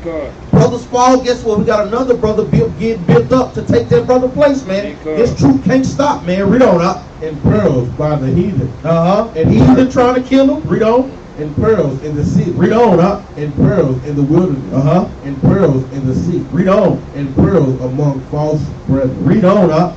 In weariness and painfulness. In watching often. and watchings often, and hunger and thirst, and fastings often. That's the thing that brothers have to do. That's the thing that sisters have to do to get what? Built up in the spirit. Fast more and more often as we see in persecution getting worse and worse amongst our people. Read on up. And cold and naked. So, hey, we seen that, guess what? Paul went through some hell for preaching the truth about Christ. Go ahead. Let me say something. In that verse 26, when it say, in journeys often, in perils of water, in perils of robber, in perils of my own countrymen, in perils by the heathen. Now, why he call them heathen? That's right. If he for everybody, why did Paul call them heathen? Because that's my question. Why don't never say the heathen? Because that's what the other nations are. The heathen. If Christ came for everybody, then he would be here for the heathen also. That's nowhere in the Bible. See, they want to play semantics with the word Gentile. That's right. But they are heathens, man. And Paul didn't come for the heathen. And he called them out. He was in perils by the heathen. Even his own countrymen, but he didn't say Gentiles. He called them what they are. Heathen, man. The other nations. And after all of that, we're going to read verse 29. All this stuff happened to Paul, but watch what Paul say. Read it out. Verse 29. Who is weak? Paul asked him a question. He said, who is weak, man? Read. And I am not weak. He said, I ain't weak, man. That's why the Most High God chose him for this thing, man. That's how he chose all of us, and he expecting us not to be weak either, man. That's right. Read. Who is offended? He said, who is offended, man? Read. And I burn not. He said, I burnt not, man. He didn't respond to none of that. This is how we supposed to be. Guess what, brother? Say something. Oh, that offended you, brother? That hurt you that bad? Oh, you feel like you need to go? What you doing the weekends after doing? Come on, man. We ain't weak, man. God. We men of the Lord, man. That's right. Who seen that class I did on Tuesday about being in the army of the Lord? I did. Any men? Because it was to y'all. I made it for y'all. Because this how we got to be, man. Because when the stuff really hit the fan, man, who gonna stand up for the Most High against the work of iniquity? That's right. Or who just here just to be doing something? Because this is life and death on the line. This is nation building on the line. Look at the other side of the room. This is who we fighting for. This is who we fighting for, the children. So if you a man and you say you're a man of the Lord, then all this, oh, brother said something, oh, I'm finna go. Oh, the brother looked at me the wrong way, I'm finna go. Man, who is weak? Who is weak? We doing the Lord's work, man. It's ways to settle this stuff through the laws, statutes, and commandments of the Most High God. So that's why Paul said, who is weak? Who is really for the Most High? Because he went through a whole lot of stuff that we ain't even began to even touch of going through. So brothers really need to ask themselves, who is really standing up for the Most High, or who doing it for themselves? Get some more of that. Read verse 30 out. Finish 29. I was reading 29. Read Verse 29 again. Who is weak? And I am not weak. Paul said, I'm not weak, man. Read. Who is offended? And I burn not. He said, who is offended and not burned not? There ain't no stumbling in Paul. Read. If I must needs glory. He said, do I need glory? Read. I will glory of the things which concern my infirmities. Man, guess what he said? So I guess if I need glory, I'm just gonna glory the things the stuff I'm going through. Do we really give all praises to the Most High and the Son, Yahushua, man? Do we really give all praises to him? Read on. 31. The God and Father of our Lord Yahushua, Read. which is blessed forevermore. That's what we give the glory to, man. Read. Knowing that I lie not. He said he lied not, man. This is Paul said, man, I ain't weak. He said he telling you, do I offend? No, he ain't on offend. He said, guess what? Yahushua know that I don't offend. He said he know I ain't weak. That's why he chose him to do it. He knew Paul knew what he had to go through. Guess what? And some of us might have to go through a lot of stuff. Guess what? We might go through things in our home. Damn, it's too much. We might go through things with our children. Damn, that's too much. Our mothers and fathers, co-workers, We gonna go through things. We got to bear those iniquities, but are y'all weak? Are we weak? Come on, man. This is something that we must get ourselves together, man, in this walk. And Paul understood his afflictions, and guess what? He know how much dirt he had did, man. So a lot of times we forget the things that we did, where we was drawn from, the lifestyle that we used to live, the things that we did back in the past, and guess what? Some people did and not here to tell their story today. So Paul knew what he went through, and Paul was like, well, I'm going to take that. Our brothers willing to take them infirmities and them afflictions that we go through, man. Because we ain't went through nothing yet, guys. Little bottles of water being thrown, spitting, that ain't nothing, man. But our brothers really here. You got to check your spirit sometimes and see, hey, am I really here? Because, like, man, brothers put their life on the line, man. Like Paul said, I was, all these things happened to me. I wasn't tripping on it, man. Or we gonna be tripping when things like this happen. You gotta make sure you check yourself, man, because Paul knew what he did. So them little afflictions that he went through, all praise to the Most High God. Because if he wasn't getting afflicted, what? He'd be a bastard. We just gotta check our spirit, look at this thing, man. All praise. Let's go to 2 Timothy. Start at 1 and 8.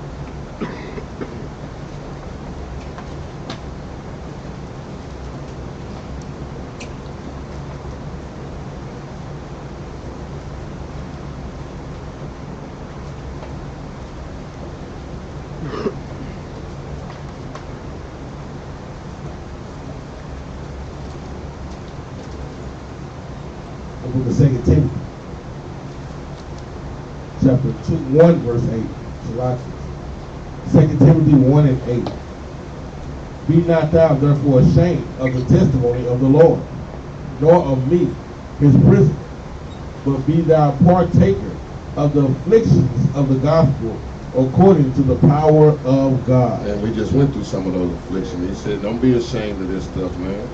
Don't be ashamed. They're gonna be talking bad. Y'all think it's gonna amp up on your jobs. You're gonna start seeing it because sooner or later it's gonna hit these airways. And they ain't gonna give us a good name. You see that one brother, they went in there and found anything. That mother might have had a flyer. They made him an Israelite. He killed all them people. They trying to put us with anything. So it's gonna get worse for us. And I'll be trying to tell y'all, it ain't, man, if y'all scared, stay home. Stay home. Cause some of you believe you gotta have a gun to match their gun. We don't need no gun out there. God is, like I tell them all the time. What they say, you going to get a gun. I said, brother, don't go get a gun. Because what I believe, you're going to bring that gun back and you're going to shoot yourself.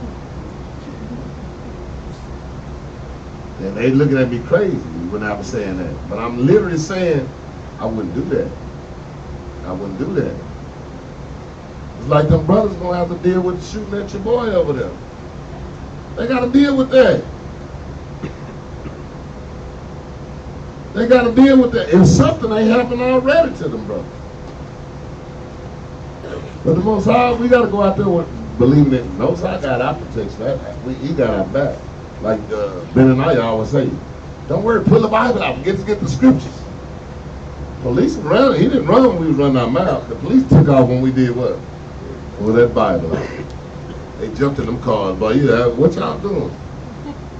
You thought we must have looked like the Taliban to them or something.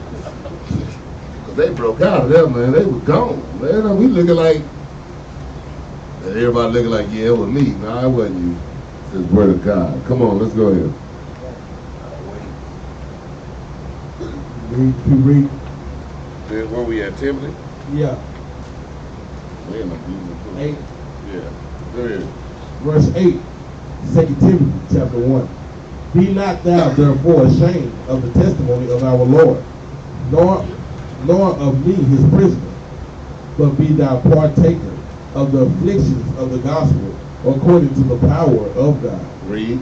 who hath saved us, and called us with an holy calling, not according to our works, but according to his own purpose and grace, which was given us in Yahushua before the world began.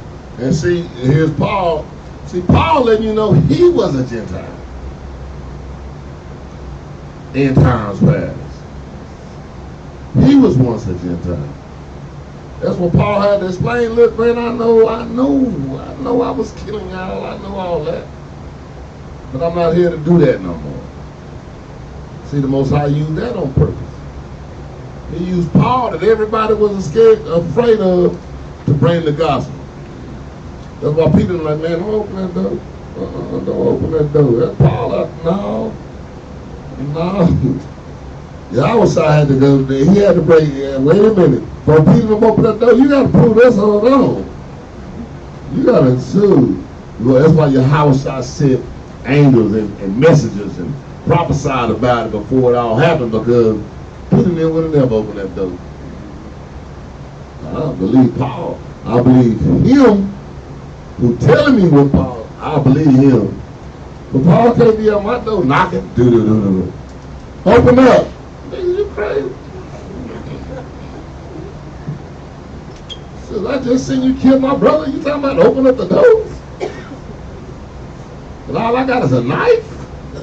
No, Paul. No. Paul will be out there, knuckles be hurting and everything before we get in my house. Go ahead. Verse 10.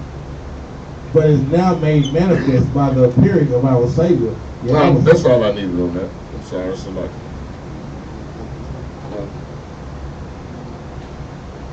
Yeah, we can go ahead. Go ahead down to 11. Go ahead. Yeah, I was a bit early, but I had something. Verse 10. But is now made manifest. But is now made manifest by the appearing of our Savior Yahushua, who had abolished death and had brought life and immortality to light through the gospel. Whereunto I am appointed a preacher and an apostle and a teacher of the Gentiles. And a teacher of the Gentiles. There I had that earlier. He's a teacher of the Gentiles. Letting you know, my point with this is Yahushua called Paul. Yahushua taught Paul. Peter then wasn't going to deal with him. Peter wasn't even going to open up the door. But Paul was taught by Yahushua to bring in who? The northern kingdom. That's why he told his disciples, y'all don't go in the way of the Gentile. Paul, go all over this place. All in the Gentile country. Because now why? The blood has been, they've been redeemed. The payment's been made. You can go get them now. It's like when you make your payment, you can go get it anytime you want. I'm on my stuff now. I made my payment.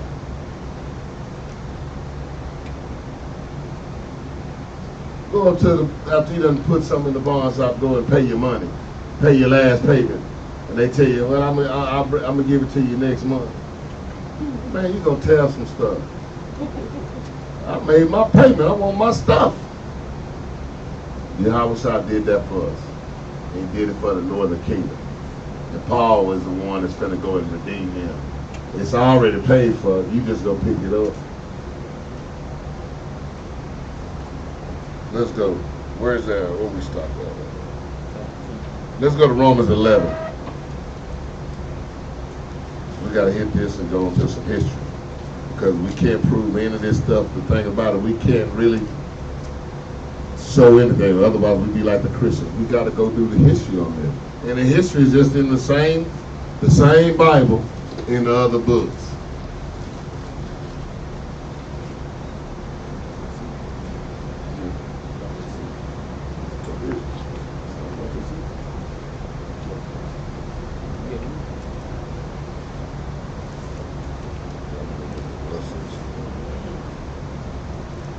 You got that 11? Start at 1 first, just so we get some understanding on that too. Before we go in there. 11 and 1. Romans chapter 11 verse 1. I say then, And God cast away his people. Yeah, God cast away his people, because that's what everybody always saying. God done cast away them Israelites because they didn't believe.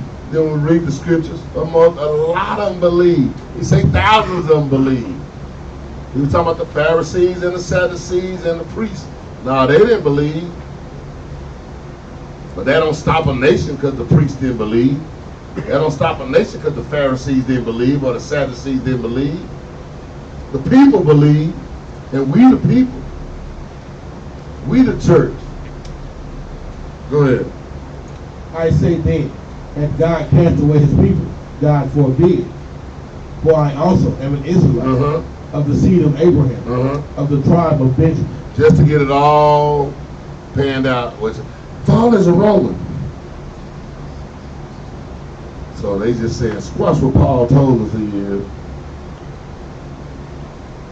You from Dallas? No, I ain't. I wasn't born in Dallas. I was born in Houston. No, you from Dallas. How you gonna tell that man where he was born at? He know where he was born? Paul know who he is? I'm an Israelite. From the tribe. Not only do he know he Israelite, he know exactly what tribe he come from. I'm from the tribe of Benjamin. Paul is a Roman. Yeah, he got citizenship of a Rome. He was doing the work of the Romans. Just like we do the work of who? The Romans. We got citizenship of who? Of Rome, America. But that don't make us non-Israelites. We the Israelites whether we want to be or not. That's just who we are. And brothers got to remember that being out there on the streets too. Nationality and citizenship is two different things. Y'all have to let brothers and sisters know that as well. Because they think it just because we was born in America that we are actually Americans. No, we just got citizenship here, but our nationality is Israelites. Because if it was one and the same, what if you were born in the water? On the airplane. On the airplane. And to prove that point, is people that come over here illegally, what do they call them? Do they say they're Americans? And what they call them? Illegal aliens. So just because you get brought over here don't make you be this nation. That's right. You know what I'm saying? They just want to call you that so you won't call yourself an Israelite. But when Issachar try to come over here, they say he an illegal alien and they don't call him an American citizen. So it's just as simple as that. They don't even call them Mexicans, they call them illegal aliens. Illegal aliens. So it's just as simple as that. We stole it. We kidnapped people. So how does that make us Americans? That's a made-up nation a corporation that they got going on right now. Go ahead, Al. Let's go to 11 and 13. Romans chapter 11, verse 13. For I speak to you Gentiles, inasmuch as I am the apostle of the Gentiles, I magnify mine office. And then we also know we said, I speak to you Gentiles. And he was writing a letter to the Jews that was in Rome. Go ahead. 14. If by any means I may provoke to emulation them which are my flesh, and might save some of them. He said, them with what? Them. Hold on, start over, read that again. 14. If by any means I may provoke to emulation them which are my flesh, and might save some of them. He said, read that again. Y'all catch that? Man, come on, man. That right there, we can almost close the book on that. Read that again. 14. If by any means I may provoke to emulation them which are my flesh, and might save some of them. We just read Paul was a what?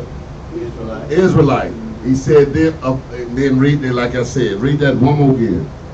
If by any means I may provoke to emulation them which are my flesh. Them which are my flesh. So who is Paul talking to? See, they read that word flesh and they just throw that out the window. That's what I'm listening to. What's that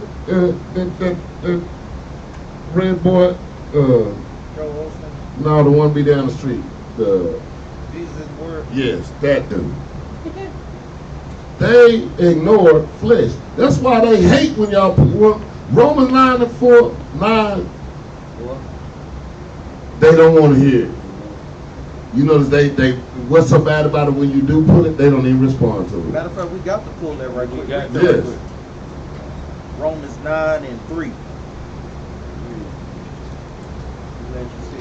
In fact, that's what the conversation me and we was out in the streets when we got. I was like, man, look what they just said. Romans chapter 9, verse 3. For I could wish that myself were accursed from Christ for my brethren, my kinsmen, according to the flesh. According to the what? According to the flesh. This is my kinfolks. According to the flesh, meaning according by blood. We don't know who are Israelites. who is everybody. Who are Israelites. Who are Israelites. So Paul is making it plain here. Now chapter 9 just carries on over to what? Chapter 11. Saying the same thing. Keeping it in the same cultural context. His flesh is going back to who? Romans 11, Romans 9, the children of Israel. Oh, praise it, man. That's in fact, that's the conversation we got on when we came up with this class. Was just that one little line that we seen right here. Read that again. 14. If by any means I may provoke to emulation them which are my flesh, and might save some of them. And might save some of them.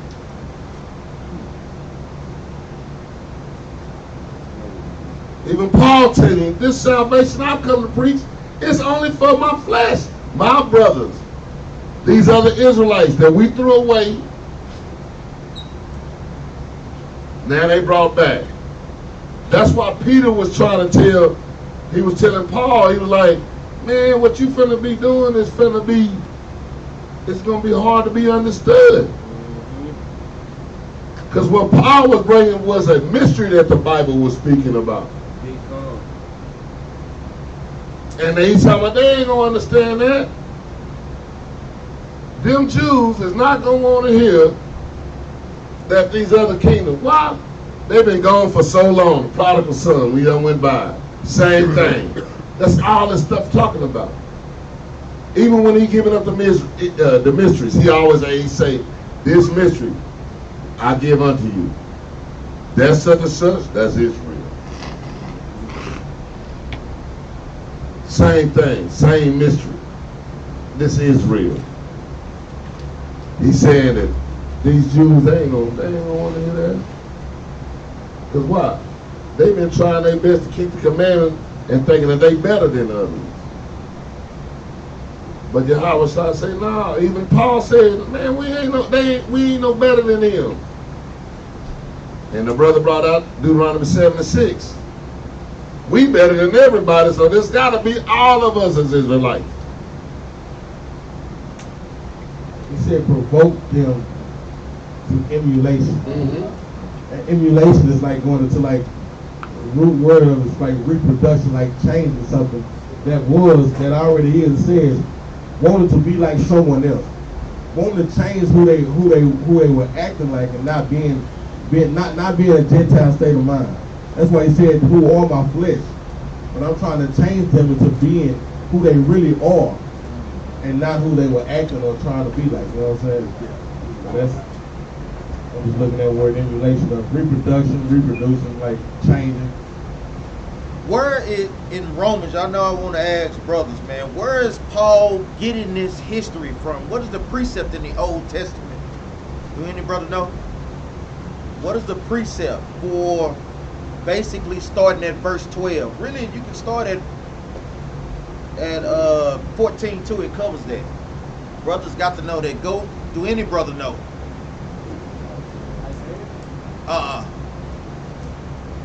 It goes back to the first 5 books. Give me Deuteronomy chapter 32, verse 21. Because he's basically quoting something from the Old Testament and saying it slightly different.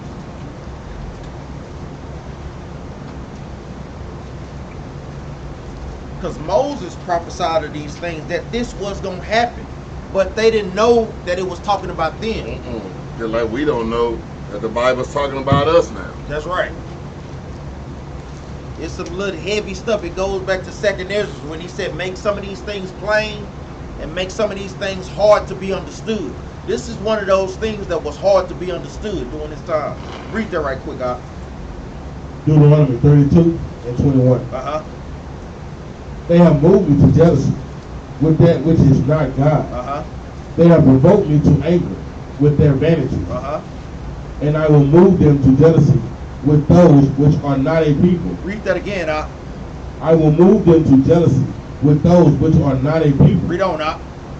I will provoke them to anger with a foolish nation. Now, Christians will read this and think that it's talking about who? The other nations. But Moses was prophesying the split of the kingdom. But they didn't understand that. It's saying, start from the top again. They have moved me to jealousy with that which is not God. They have provoked me to anger with their vanities. And I will move them to, start at who up? Verse 20. Start at verse 20 out. Verse 20. And he said, I will hide my face from them. I will see what their end shall be. For they are a very forward generation, children in whom is no faith. Because people during that time, they had no faith. They saw all the miracles, all the wonders that the Most High God was doing them to bring them to salvation, but they still didn't get on with the program. Read on up. They have moved me to jealousy with that which is not God. Meaning they started to go off and to break the commandments. The southern tribe. Read on up. They have provoked me to anger with their vanity, and I will move them to jealousy with those which are not a people. Who was not a people in times past? Who? The northern kingdom. What precept is it though? Any brother know?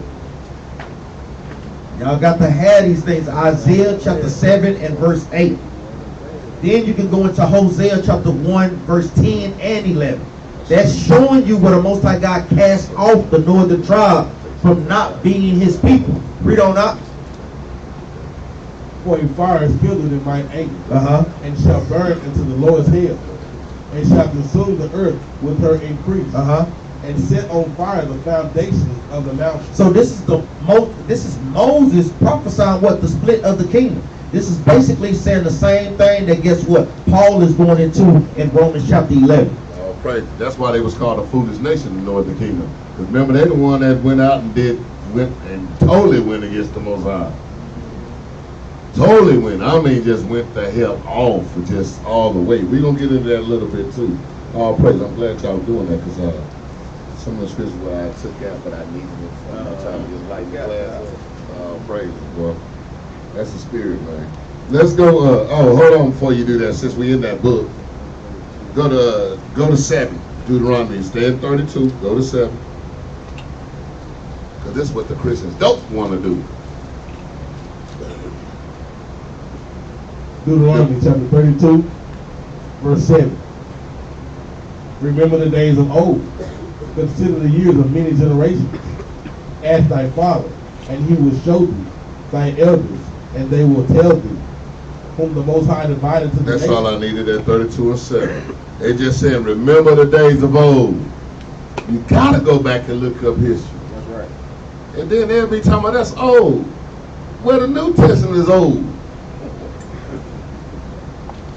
All of it old to us. But it's all new. See, I didn't get that. Because even Yahushua was giving you the same thing. It was like, what he was telling you.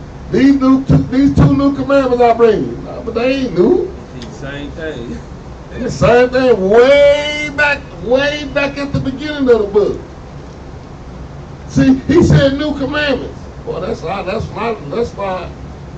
I shake my head like, what? I know you ain't read this Bible. You ain't studied this Bible. He gave 2 new commandments. Now they old. They old.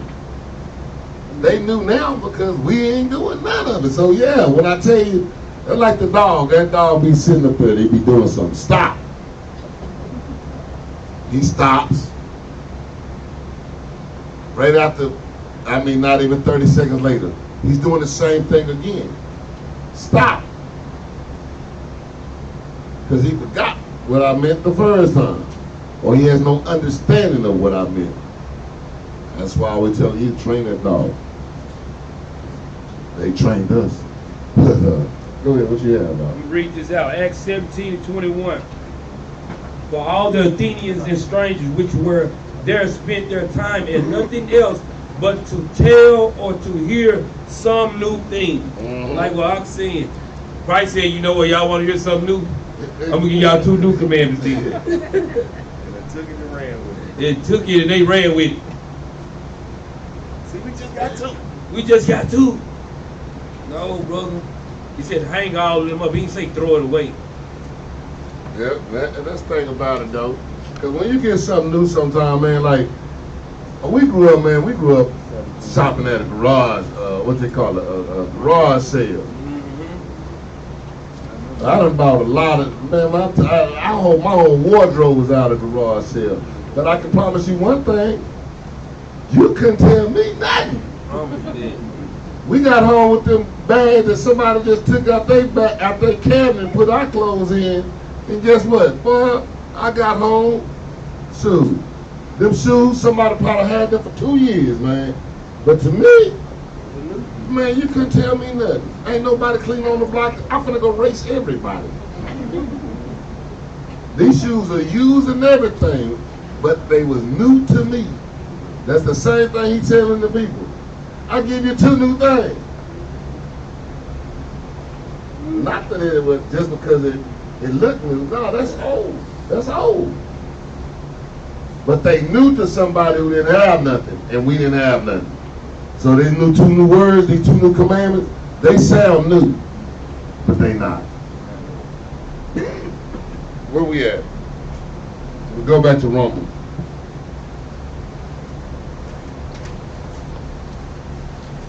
$11 and where we start at?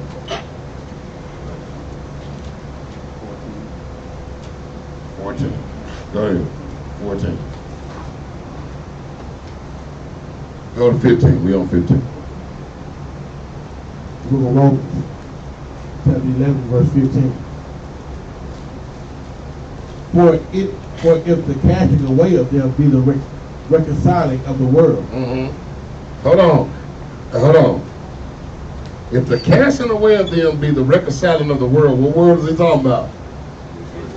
Israel. What precept? There you go.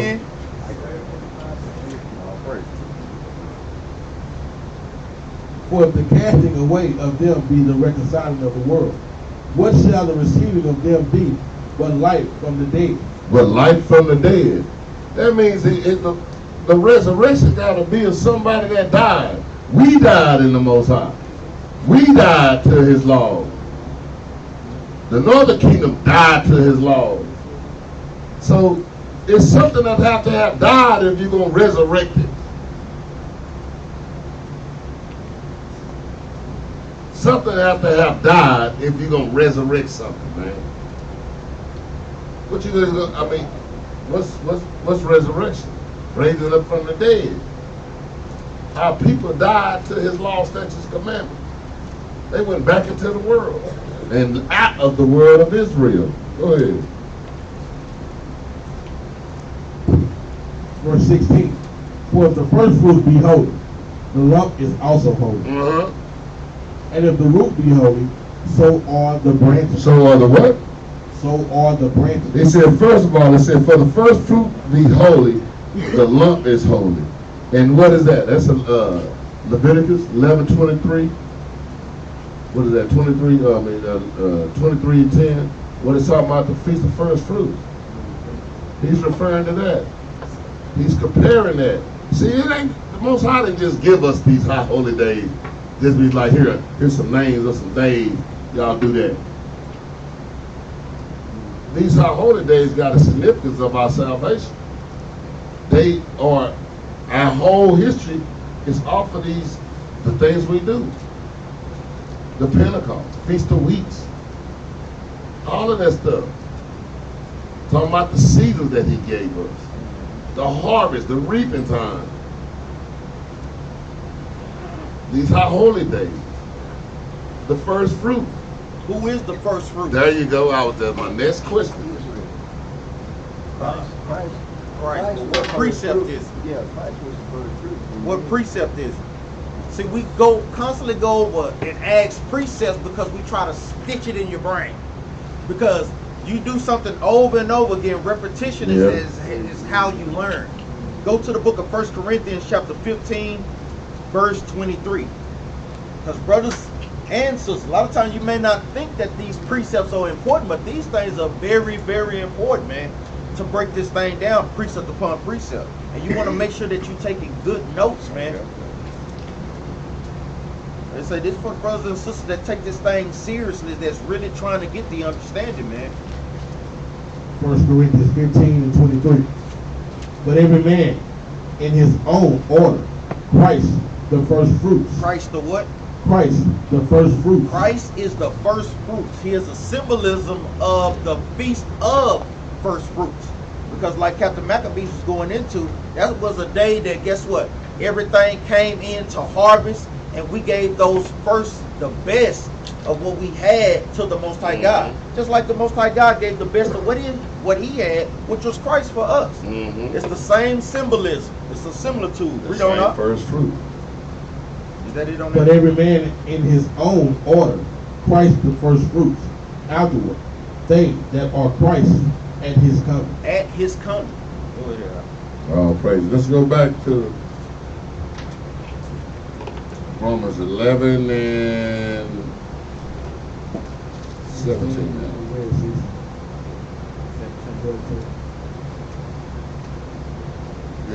Yeah. No, yeah. Romans 11 and 17. And if some of the branches be broken off. Hold on. Remember, that's why we asked you about what? You say, I told you keep that branches in mind. That's right. But them broken branches is the same thing we were talking about. It's the same thing. These people that left out of Israel. Go ahead. Go ahead. Read 16, man. Yeah, read that again. 16. For if the first fruit be holy, the lump is also holy. And if the root be holy, so are the branches. See, the first fruit, which is Yahweh shall be holy, that's the only way that's the only way we can be redeemed.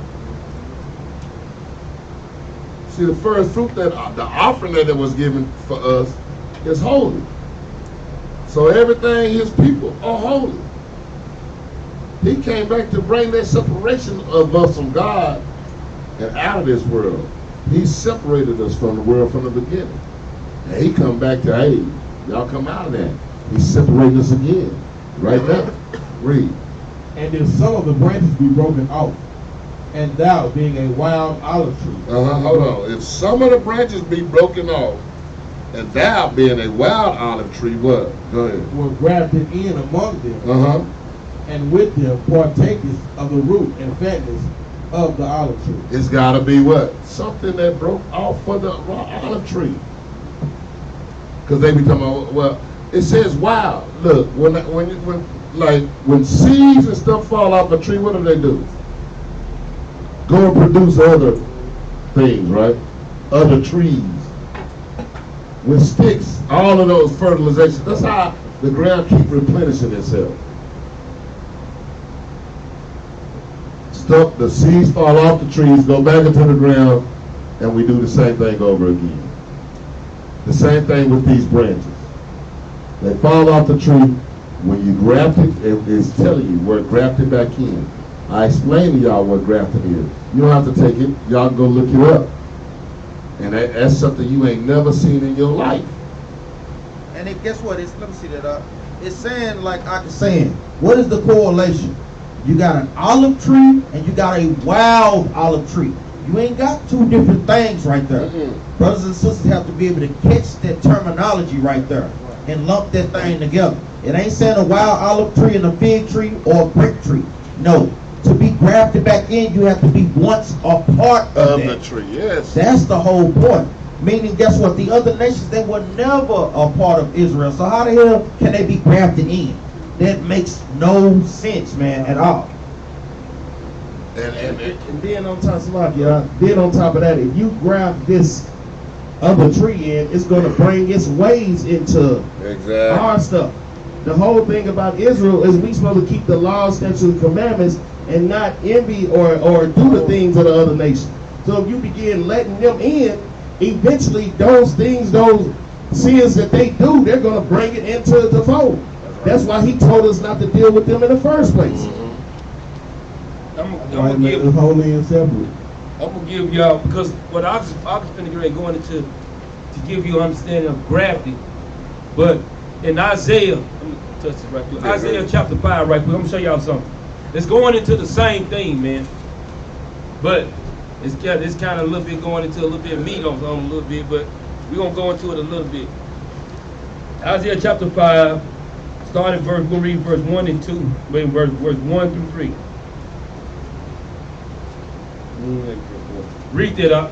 Isaiah chapter 5 verse 1. Read.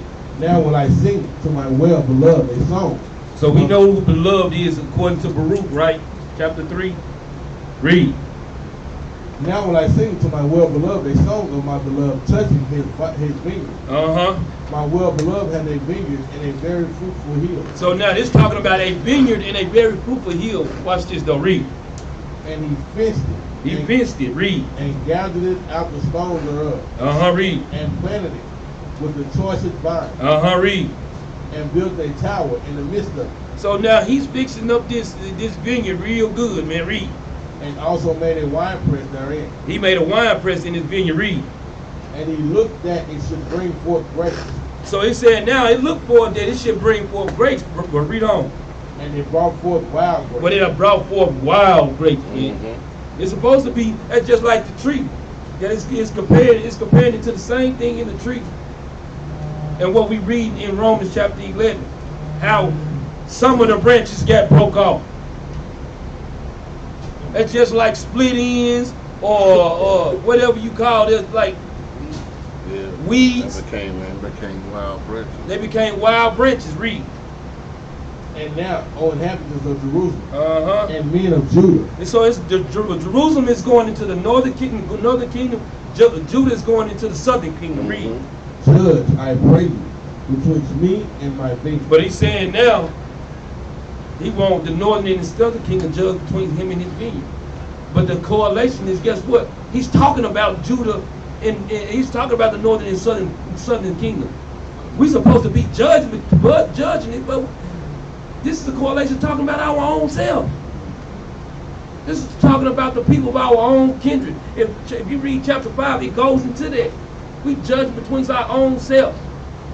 That vineyard with us, the northern and the southern kingdom, when some of the wild groups or some of the wild grapes, or something like this Maccabees going into right now, some of the branches that was broken out. Go ahead, All praise, man. Let's go back to where is it at? Romans 17. Yeah, go back to Romans 11:17.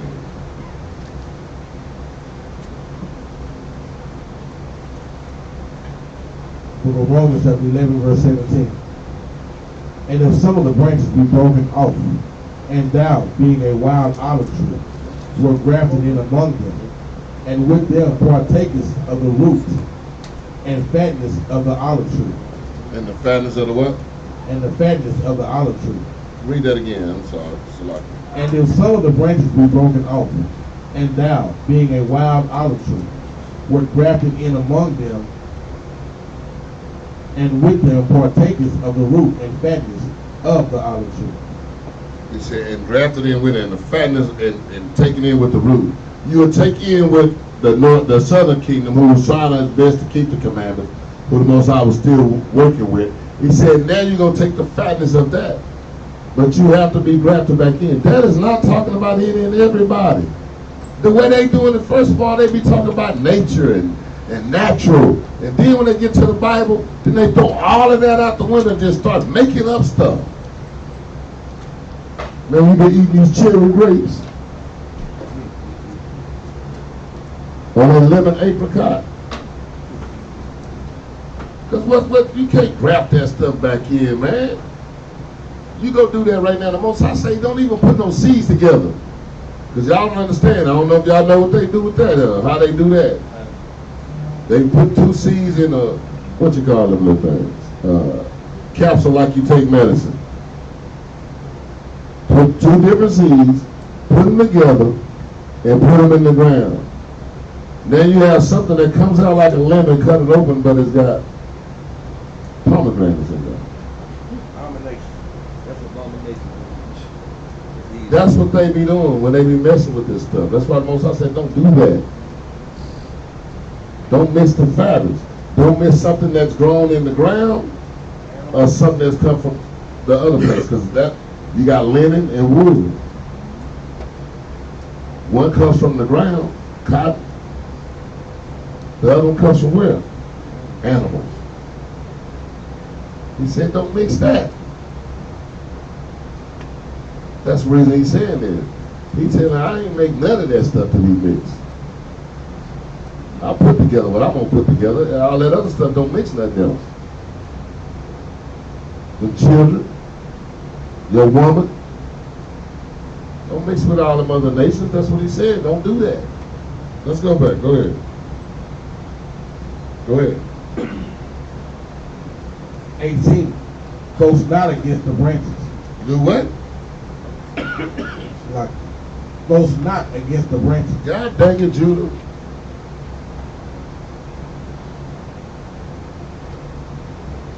Man, we better than them. They don't even know who you didn't know who you was neither, man.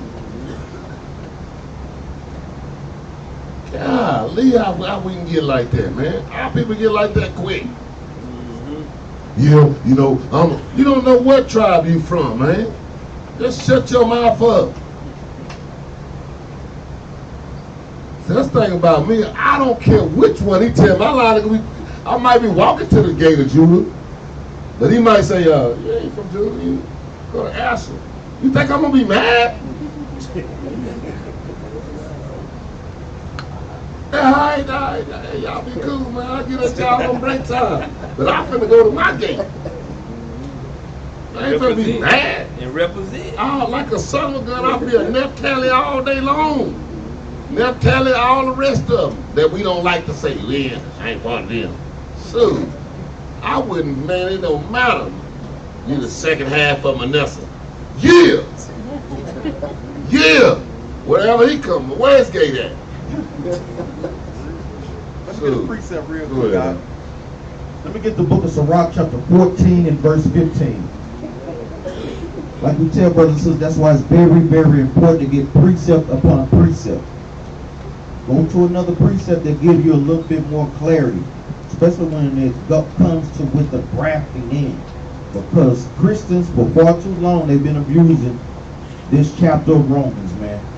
Read this right quick, Doc. Sirach chapter 14, verse 15. Shalt thou not leave the travails unto another? Oh, Salaki. Sirach chapter 13 and verse 15. Salaki. I know, damn it, I know. Mark it out. Hey, get you some little white out. I know.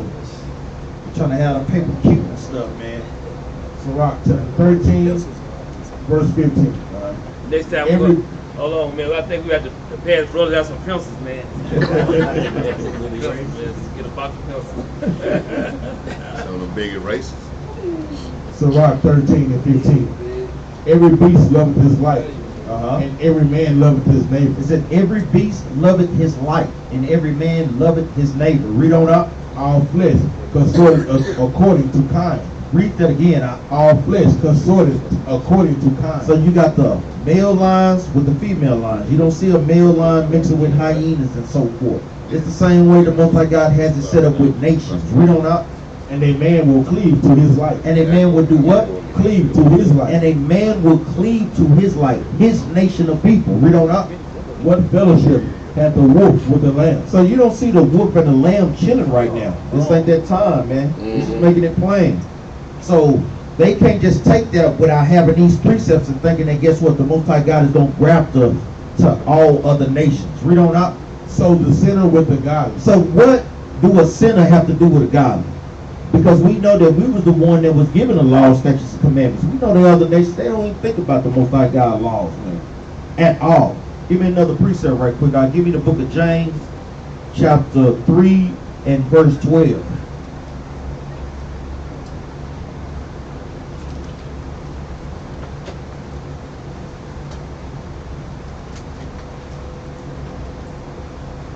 Book of James, chapter 3, verse 12. Can the fig tree, my brother, bear olive berries? Either a vine figs. Read that again. Can the fig tree, my brother, bear olive berries?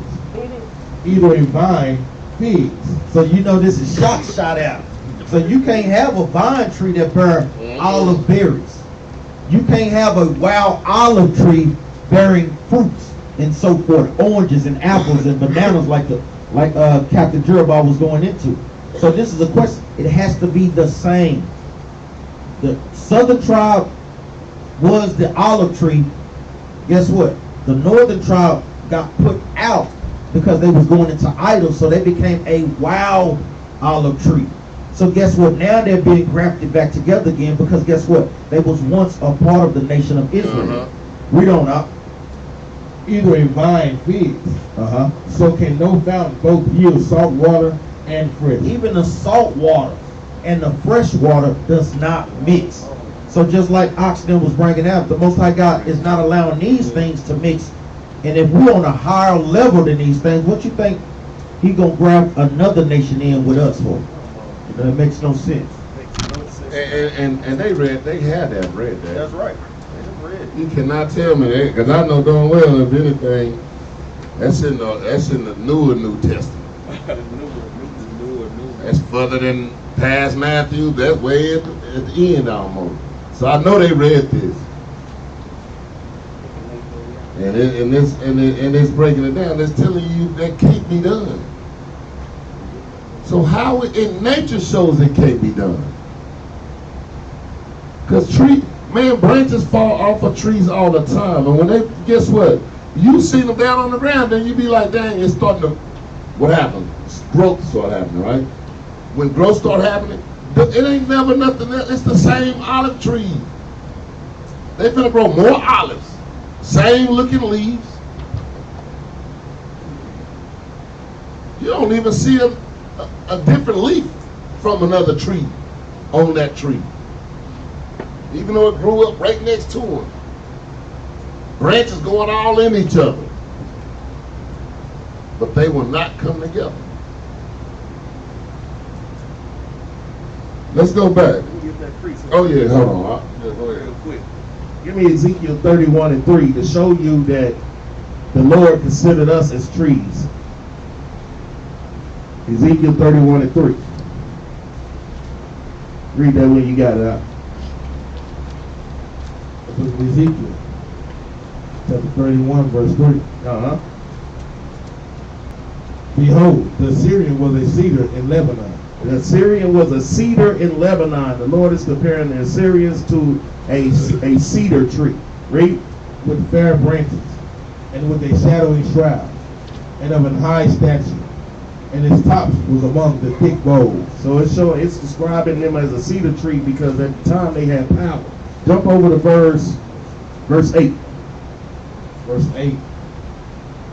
The cedars in the garden of God could not hide them. The fir trees were not like his bow. And the chestnut tree were not like his branches. Nor any tree in the garden of God was like unto him in his beauty. Read on. I have made him fair by the multitude of his branches, so that all the trees of Eden that were in the garden of God envied him. That him is talking about Adam.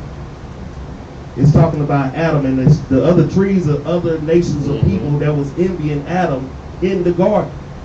You know what I'm saying? So this is giving a description of men as considered like trees. So when he's talking about the olive tree, we're considered the olive tree. And if we consider the Assyrians as a cedar, how can a cedar tree get grafted into an olive tree? How can a fir tree get grafted into an olive tree? The Lord already said what type of trees they are. And another point that I wanted to touch on, what Benaniyah brought out about everything going to his own kind. So they saying that the law is we can't marry other races of people, right? But Christianity turn around and say, well, this is for everybody. So ain't they gonna start making Israelites go against God? Because you know our brothers got these strange women is kryptonite to our brothers, and the scriptures say them women gonna take them away from serving the Most High God. You think it's gonna change now that Brothers gonna go away from serving. We watch it. We see it every day. They got an Edomite. They don't want to serve the God of Israel no more. So how is that gonna work in Christianity by saying this is for everybody? Christ came for everybody, but it's gonna do the same thing that God said was gonna happen if you do that. That's all I got. All praise. All praise. Let's go back to Romans. What I'm gonna do, we're about to cut this off here in a little bit. That way y'all can we get back to what we gotta do. But what I'm gonna do for sure, stop where y'all at. Put to be continued. Not now. When we finish, put to be continued. I'm gonna do part 2 on this because I hadn't even gotten into the history of it. For sure. No, I'm gonna do part 2, not 3. I'm gonna do part 2, probably part 3. Who knows? It's probably broke. You're right. We're gonna do part 2. So once we finish this, make sure we're gonna put a line on that, put the date on that, and we're gonna come back and we're gonna continue in the same notes. So leave another little extra space for to write the other scriptures down. You understand? Okay. We coming back to this one for real. Yeah, we definitely doing that. And I'm doing it next. So I'm not gonna wait 2 or 3 weeks. The next time I gotta teach, this is what we coming back on. Part 2 of this. Y'all get it? Might be part 3 or 4, I don't know. Okay, let's go back before we finish the class today. Let's go back to Romans. We gotta finish this up. 11. And what was we at? 17, 18. Because the brother just brought up, the brothers here just brought you how it can't be grafted in, you can't do no grafting, you can't mix these seeds, you can't mix nature, and it's talking about trees, that we are the trees. And I heard a brother say that the other day when he was talking to the Israelites. Well, you know, they say that we the trees. No, we don't say that. The Bible say that. He used them as trees. They be acting like we just making this stuff up. And it's funny because cats in New York, cats in LA, Texas, in the Bahamas, in the UK, all can see the same thing. Like we just woke up and just say, I'm going to believe whatever this person is I don't know. Because that's what I had to do. It ain't that I believed them. It's when they were pulling scriptures, I went and looked at the scriptures, and guess what? Found out they telling the truth. When Pastor pulled them scriptures, found out he lying. Go ahead. Romans 11 and 18. Boast not against the branches. Quit bragging on that. I'm Judah. I'm such and such. Just be a part of Israel. Go ahead. But if thou boast, thou bearest not the root, but the root thee. See, when you boasting, I'm this, I'm such and such, I'm a priest. Man, look, just be Israel. How about that? Because some of y'all, I'm telling you, you're going to be surprised. Because he told us what? Simeon wound up moving where? In Judah. Because he was punished. So Judah went into captivity. Well, Simeon had to go with him. So quit worrying about who you with. Like I said, as long as I'm in, if I'm in the 12, I don't care which one it is. I'll be like, boy, look at that big old black Naphtali man. Yeah, I'm one. Yeah, I'm in this house though. I'm in the house though. I'm in the house. Go ahead. Thou will say then, thou will say then, the branches were broken off, that I might be grafted in. Go ahead. Well, because of unbelief, they were broken off. He said unbelief. Why? Because the northern kingdom went totally against the Most High. Totally against the Most High. That's a cut right there. Totally, yeah. Because who had unbelief? When did the other heathens believe have in the Most High? Yeah. In the Most High? But like I said, immediately who went off from with their unbelief? That's why you can't talk about Paul and what Paul is talking about if you're not going to the Old Testament to get the history.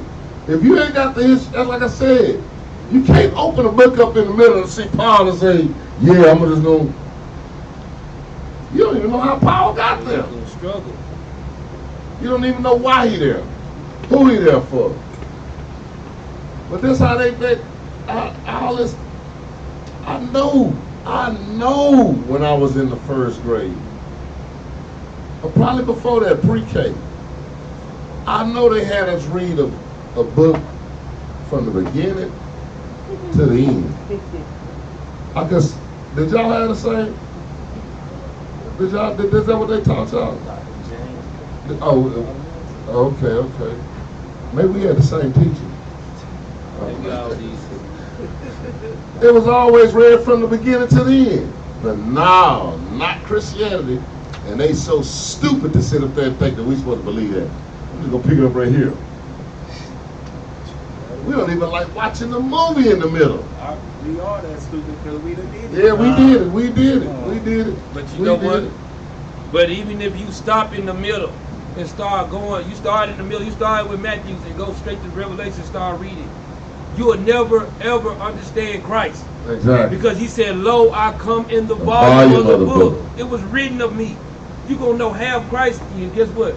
Well, what's up, Christ? Yeah, man, I started reading that Matthew. He said, fool, I told you I come in the volume of the book. Mm-hmm. He also said, if you had believed Moses, you would believe me. Because Moses wrote of me. So that means Moses wrote the first 5 books. The beginning of everything. So he said he wrote of me. But we ain't going to believe that part, though. Let me get a precept right quick. Give me the book of Psalms, chapter 10. In verse, start at verse 4.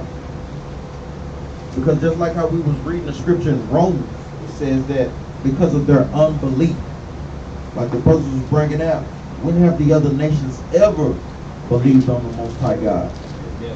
The book of Psalms, chapter 10 and verse 4.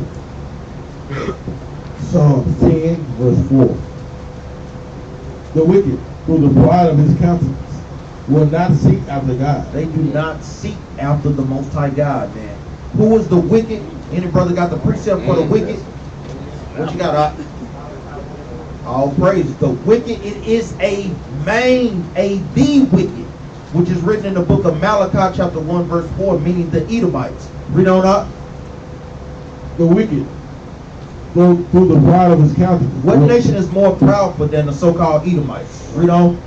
Will not seek after God. God is not in all his thoughts. God is not what?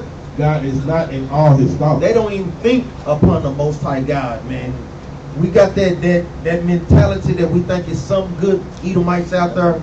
The Most High God is saying that they're never in his thoughts, man, at all. Read on up. His ways are always grievous. Guess what? The commandments are always grievous to the wicked.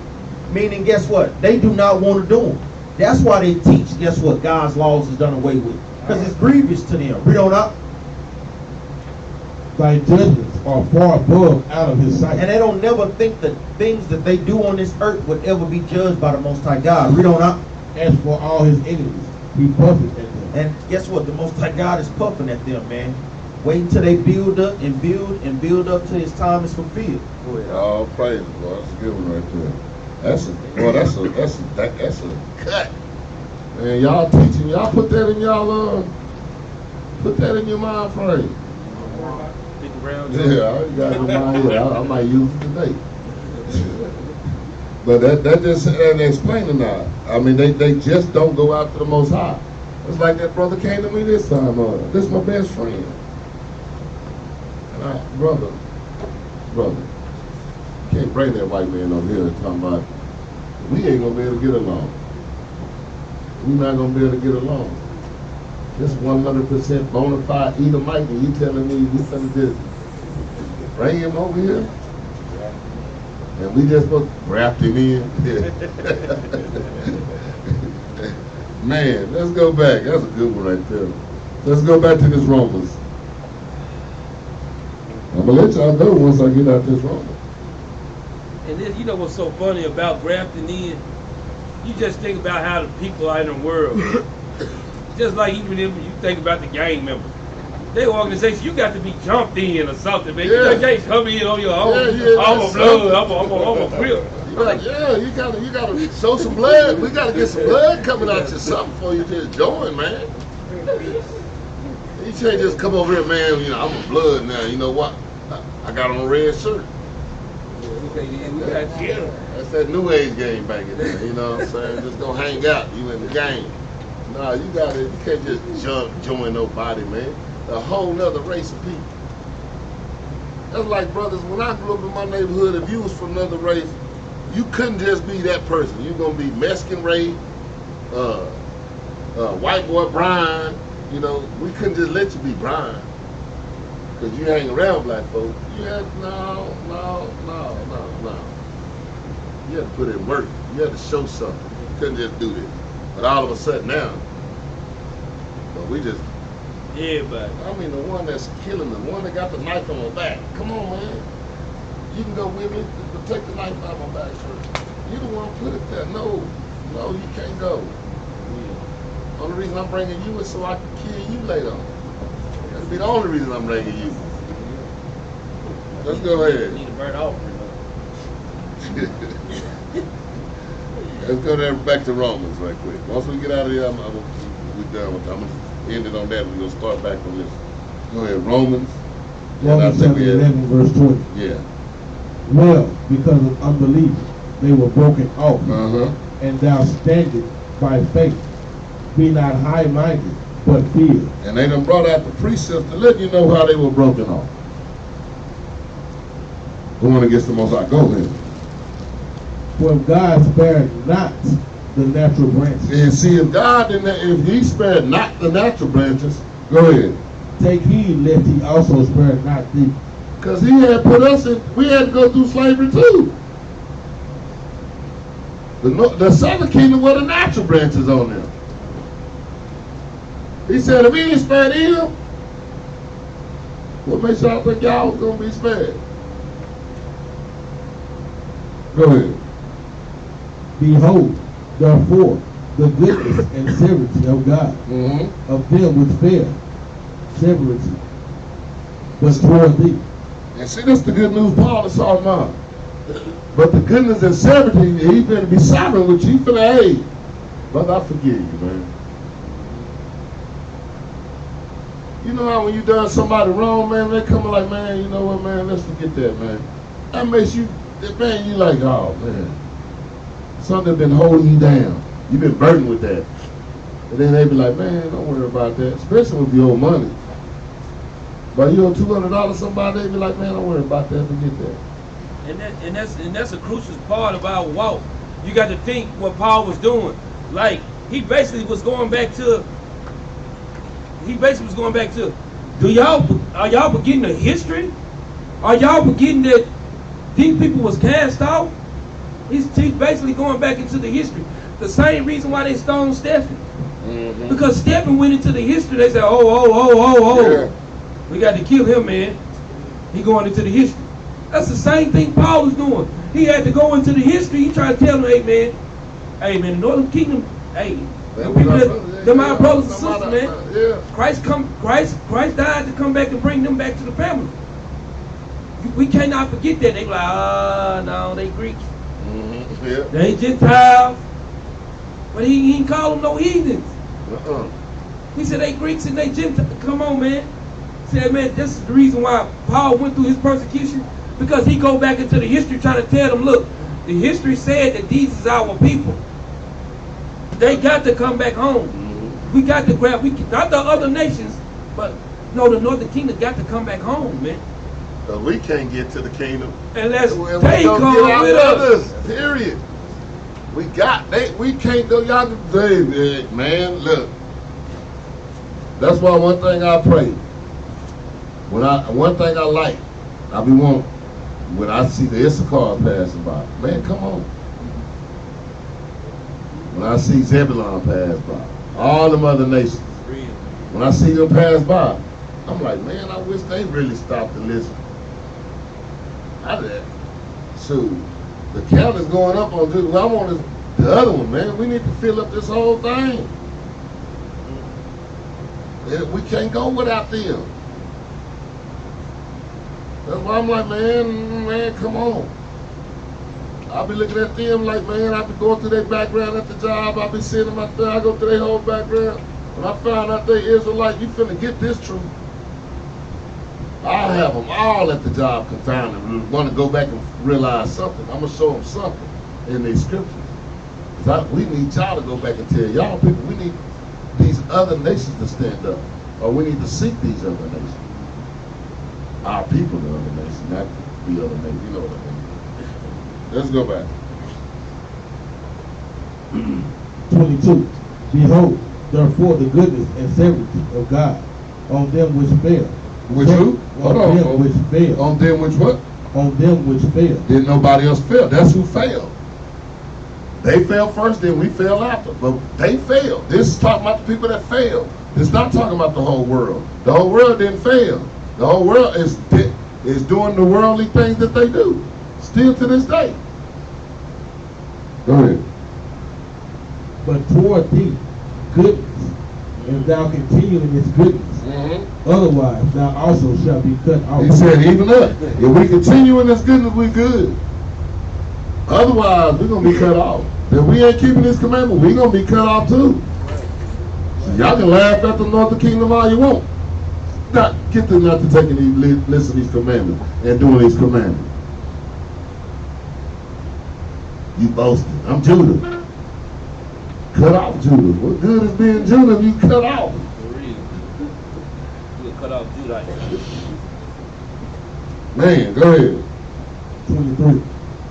And they also, if they abide not still in unbelief, shall be grafted in. Say what? Shall be grafted in. If they abide not in unbelief, that means that they got to come back to these law, statutes, and commandments. Come back on every year, 3 times a year. Come back to Jerusalem, do these feast days, and follow all these laws, which they turned away. The rest of we're gonna get into the history of them. He said, if you do that, see, he just say, come on back. He said, come on, y'all. Let's go kick it. No, he telling them, if you gonna come back to me, keep my law, statutes, commandments, I'll let you be grafted back in. I graft you back in. Means I take the branches off the ground and graft it into the tree. And guess what? And a lot of us seen Karate Kid have Mr. Miyagi grafted in the tree. Exactly. He didn't go get no another tree. He got the piece of it. That's right. The same piece of the same tree, tied it on there, and he grafted that piece back in. But that piece had to come from where? The tree. The same tree. Go ahead. 24. For if thou wert cut. No, no. Hold on, verse 23. Again, 23 again. And they also, if they abide not still in unbelief, shall be grafted in. For God is able to graft them in again. How many? Do that. Hold on. Do that again. Say that again. And they also, if they abide not still in unbelief, shall be grafted in. For God is able to graft them in again. Again. See y'all, man. That's why, man. Taught us his broken ass language, and then he don't get his own language. Then mad at us because we see what you said that this mean. They tell you, no, we changed it. It don't mean that no more. No, it mean that. That's what you told me it meant. Again. They said again. That mean they had to be there before in order for you to do it again. Exactly. I mean, this ain't the first time. Again. I mean, you had to have been a part of to do it again. That's it. But no, everybody and these mama jumping up now. Chinese. It's everybody. Yeah. No, damn well you don't care about no more. You don't care about, you care about them damn Chinatowns and steak and fish, because they showed us some rotten fish, didn't they? And you know Moab can't even enter into the kingdom, man. Yes. But now everybody. That's what they got to do. See, that's why you got to understand it. And even got some of our Jakes even following. What's his name? Joseph. What's his name? Yes. Joseph Prince. That's why they call you the Gentile. If you wake up, you gonna believe. So now you think you a Gentile. So that all you saying is we all Gentiles. So when you believe that you're supposed to be able to make it because you're a Gentile, that allows them to come in as a Gentile. Because they say we're all Gentiles. No. Some people are the Most High God's chosen people. That's what they lie about. We gotta keep the lie. But you gotta understand they're proud people. They the same ones talking about we Ashkenazi Jews. Huh? So they already see the name they're calling themselves that let you know they expected you Negroes not to ever pick up the Bible. We Ashkenazi Jews. We Japhet Shemitic. That's what they trying to say. Y'all ain't never caught that, huh? Ashkenazi Jews, Japhet Shemitics. They just want, it don't matter. Pretty soon they're going to say, you don't know. We're really Africans. We Canaanites. They're going to pick anything but Esau. Go ahead. 24. Well, thou were cut out of the olive tree, which is wild by nature, and wert grafted contrary to nature into a good olive tree, how much more shall these, which be the natural branches, be grafted in their own olive tree? How much more? Man, the Most High is breaking this down. They just refuse to hear that. These branches came off this tree. Y'all branches still on there. They ain't grafting the other branches back in. They the same thing as y'all. Simple and plain as that. They're the same tree.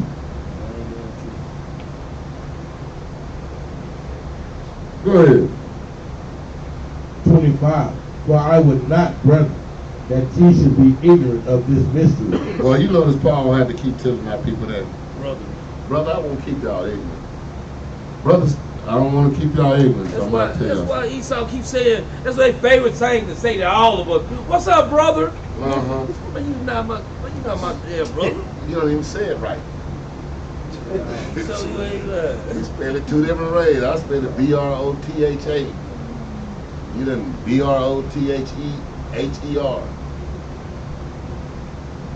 Yeah, we not the same. Brother, how you doing, brother? No. You be like, nigga, get out my Get out of here. Get your ass off. Go ahead. For I would not, brethren, that ye should be ignorant of this mystery. Lest ye should be ignorant of what? Of this mystery. Of this mystery.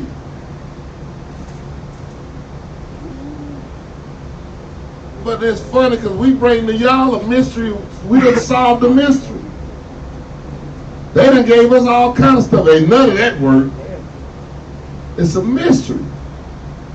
But now the other nations got the mystery. Go ahead. Lest ye should be wise in your own conceits. That blindness in part is happened to Israel unto the fullness of the Gentiles. That what? Say that again. That blindness in part is happened to Israel until the fullness of the Gentiles be come in. See, now people are blind and gonna be blind. They're gonna be groping in the noonday because they under them curses. They're gonna be this way until the end of the Gentiles, till they come to an end. Until the Gentiles start running this earth, everybody, they're gonna be blind. They destined, some of them destined. That's why you sow the word, get going on, man. You ain't gotta keep arguing with nobody. You sow that word, let the Most High, He want to get in preach. No, and that's how you lose. That's how you lose a person. You don't keep your mom don't want to hear. You don't keep battling with her. With you a loser. Your children, you can't keep battling with them. You will lose them. You don't keep man. You can't keep beating the same damn dead horse, man. What the hell you gonna get out of it? The Most High. That's what 1 Corinthians chapter 3 said. Paul said, I brought the word, Apollos watered, the Most High gave the increase. You can't give no increase. Titus told us what? after 2 or 3 times admonished, Yeah. they reject. And burn off. Burn off. They don't get it, gone. That's it. Y'all done sow the seed. The thing about it, just sow it, tell them going on. The thing about it, none of y'all Negroes don't want to work that hard anyway. Right now, I can get one plant, put it out there. Y'all be done fed it today, and we come back 3 more days and put the water over. But now all of a sudden, y'all getting the kid and want to do it all. I'm gonna go out here. Nah, ain't none of y'all. No, sow the seed. Somebody else can water, and the Most High bring the increase. Don't get mad because they didn't get it. You don't want to hear. He ain't trying to hear. He might be destined not to be there. Just sow it and burn on. You giving scripture. He giving nothing running his mouth. Y'all got to learn when to stop them conversations. I know I stop a lot of them now because they be giving me a headache. Go ahead, 26. And so all Israel shall be saved, as it is written, there shall come out of Zion the deliverer, and shall turn away ungodliness from Jacob.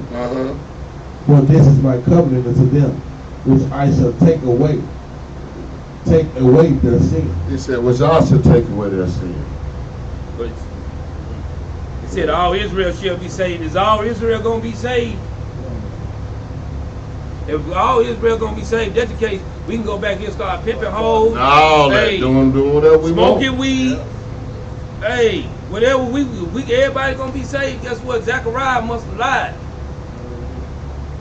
It's got to be if we got a country, if Paul says something that's contradiction, all see Israel just shall be saved, the one that endured to the end, according to Matthew chapter 24, verse 13. And the one that's keeping his law, statutes, and commandments. Is that what he was talking about it. earlier? If they are doing this, what he said, what was the thing he told them? If they are doing, that means they got to come out of their unbelief, meaning they got to come back to this Bible and do what I told them to do. If they doing that, them the ones I'm going to save. Well, what are we talking about? The context is what? The northern and the southern. Yes. So it's all Israel, meaning both northern and the southern. Yeah. And we're going to get to that next. We're going to get to that in the next session. Somebody give me a law. Y'all can mark out there, put an underline right there. We're going to do that next time. Leviticus 19:19. Yeah, you can go to any one of them. Give me something. You're on fire. You're on fire. I had one earlier today. Leviticus 15:20.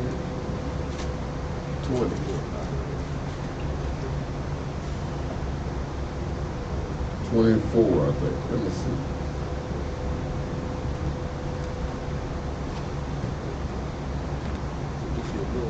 Yes, that's what I wanted.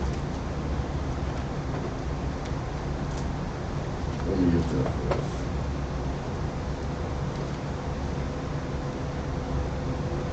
Number 15.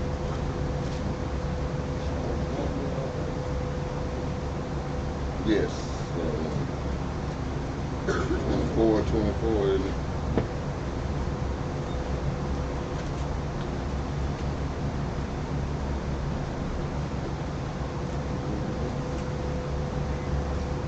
Yeah. Because I know that we in Israel, we in captivity. There's some things we can do in the law, and there's some things that we can't do because we're in captivity. The things that you can do, do them. The things that we not allowed to do, or because of captivity, those things we can't worry about. But there's some things that we can do that we can control,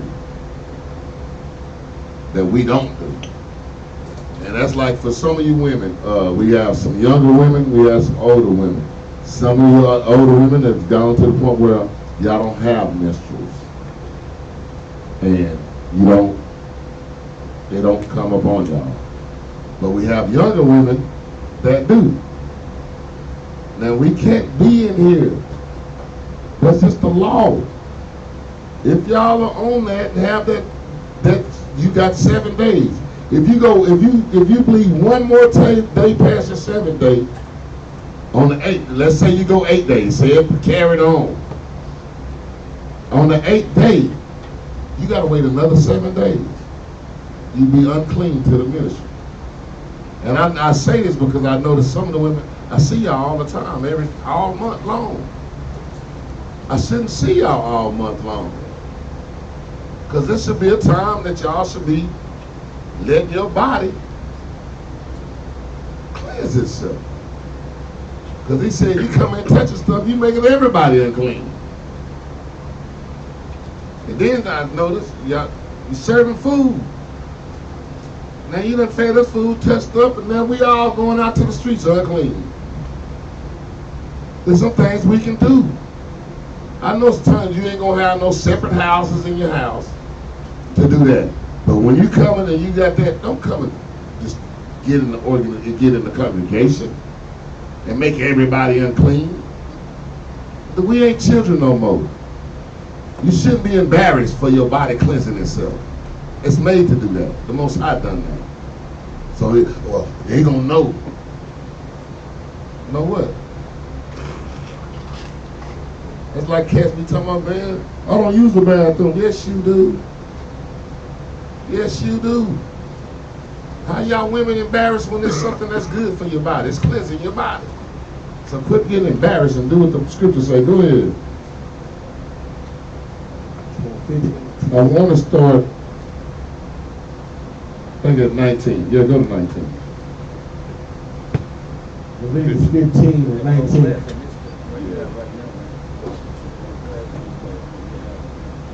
And if a woman have an issue, and her issue in her flesh be blood, she shall be put apart 7 days. Mm-hmm. And whosoever touches her shall be unclean until the evening. Man, sometimes we can't do that because we don't have that. At this time, we had houses, we had our own money, and we was able to hey, you go to your house till that time comes. Go ahead. And everything that she lied upon in her separation shall be unclean. Mm-hmm. Everything also that she sitteth upon shall be unclean.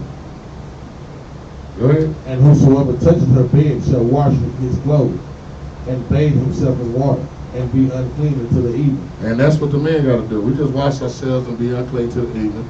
If you touch anything, make sure that, like we try our best not to. But sometimes I know it's hard to do when we don't have that kind of area or home like that.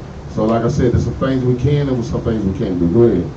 And whosoever touches anything that she sat upon shall wash his clothes and bathe himself in water and be unclean until the evening. And if it be on her bed or on anything wherein she sitteth, when he touches it, he shall be unclean until the evening. Go ahead. If any man lie with her at all, and her flowers be upon him, he shall be unclean 7 days. See, if he was to have sex with her during this time, he unclean for 7 days. He too got to wait 7 days. You see what it is? Go ahead. And all the bed whereon he lieth shall be unclean. Go ahead. And if a woman have an issue on her blood many days out of the time of her separation, or if it run beyond the time of her separation, all the days of the issue of her uncleanness shall be as the days of her separation. She shall be unclean. She shall be unclean. The thing about the point is, those things we can do. If you're unclean, just stay at home that week. There's no problem. You doing all you doing is obeying the Most High. It ain't like you do, well, I missed class. No, you did what the Most High. You being obedient. Obedience is better than sacrifice. Finish that out and you get the line out, and that's it. Every bed whereof she lieth all the days of her issue. No. Did you finish 25? Yeah. Yeah, that's all I needed right there, about 25. But that's the point I wanted to get at. You can go into depth on that. We can go deeper on that. But I was just getting at that at the time. Look, it's just the law. It's not a rule nobody plays. It's the law. And you just, faking out other people. Oh, I ain't gonna let them know. Well, look, the Most High knows. And the Most High knows that you ain't unclean and you doing what he told you not to do. And men, if y'all get down like that, then stay your butt at the house too for 7 days. And on that note, we're going to say shalom. Any of y'all got something else to put up for us right now? Yes. And on that note, we say shalom. Thank y'all for getting at us on Facebook and what is the other one? YouTube. Yeah, and keep sharing these videos. Go ahead and watch them. Use them if you can to edify other people using the scriptures. Take the scriptures and study them yourself. On that note, we say shalom.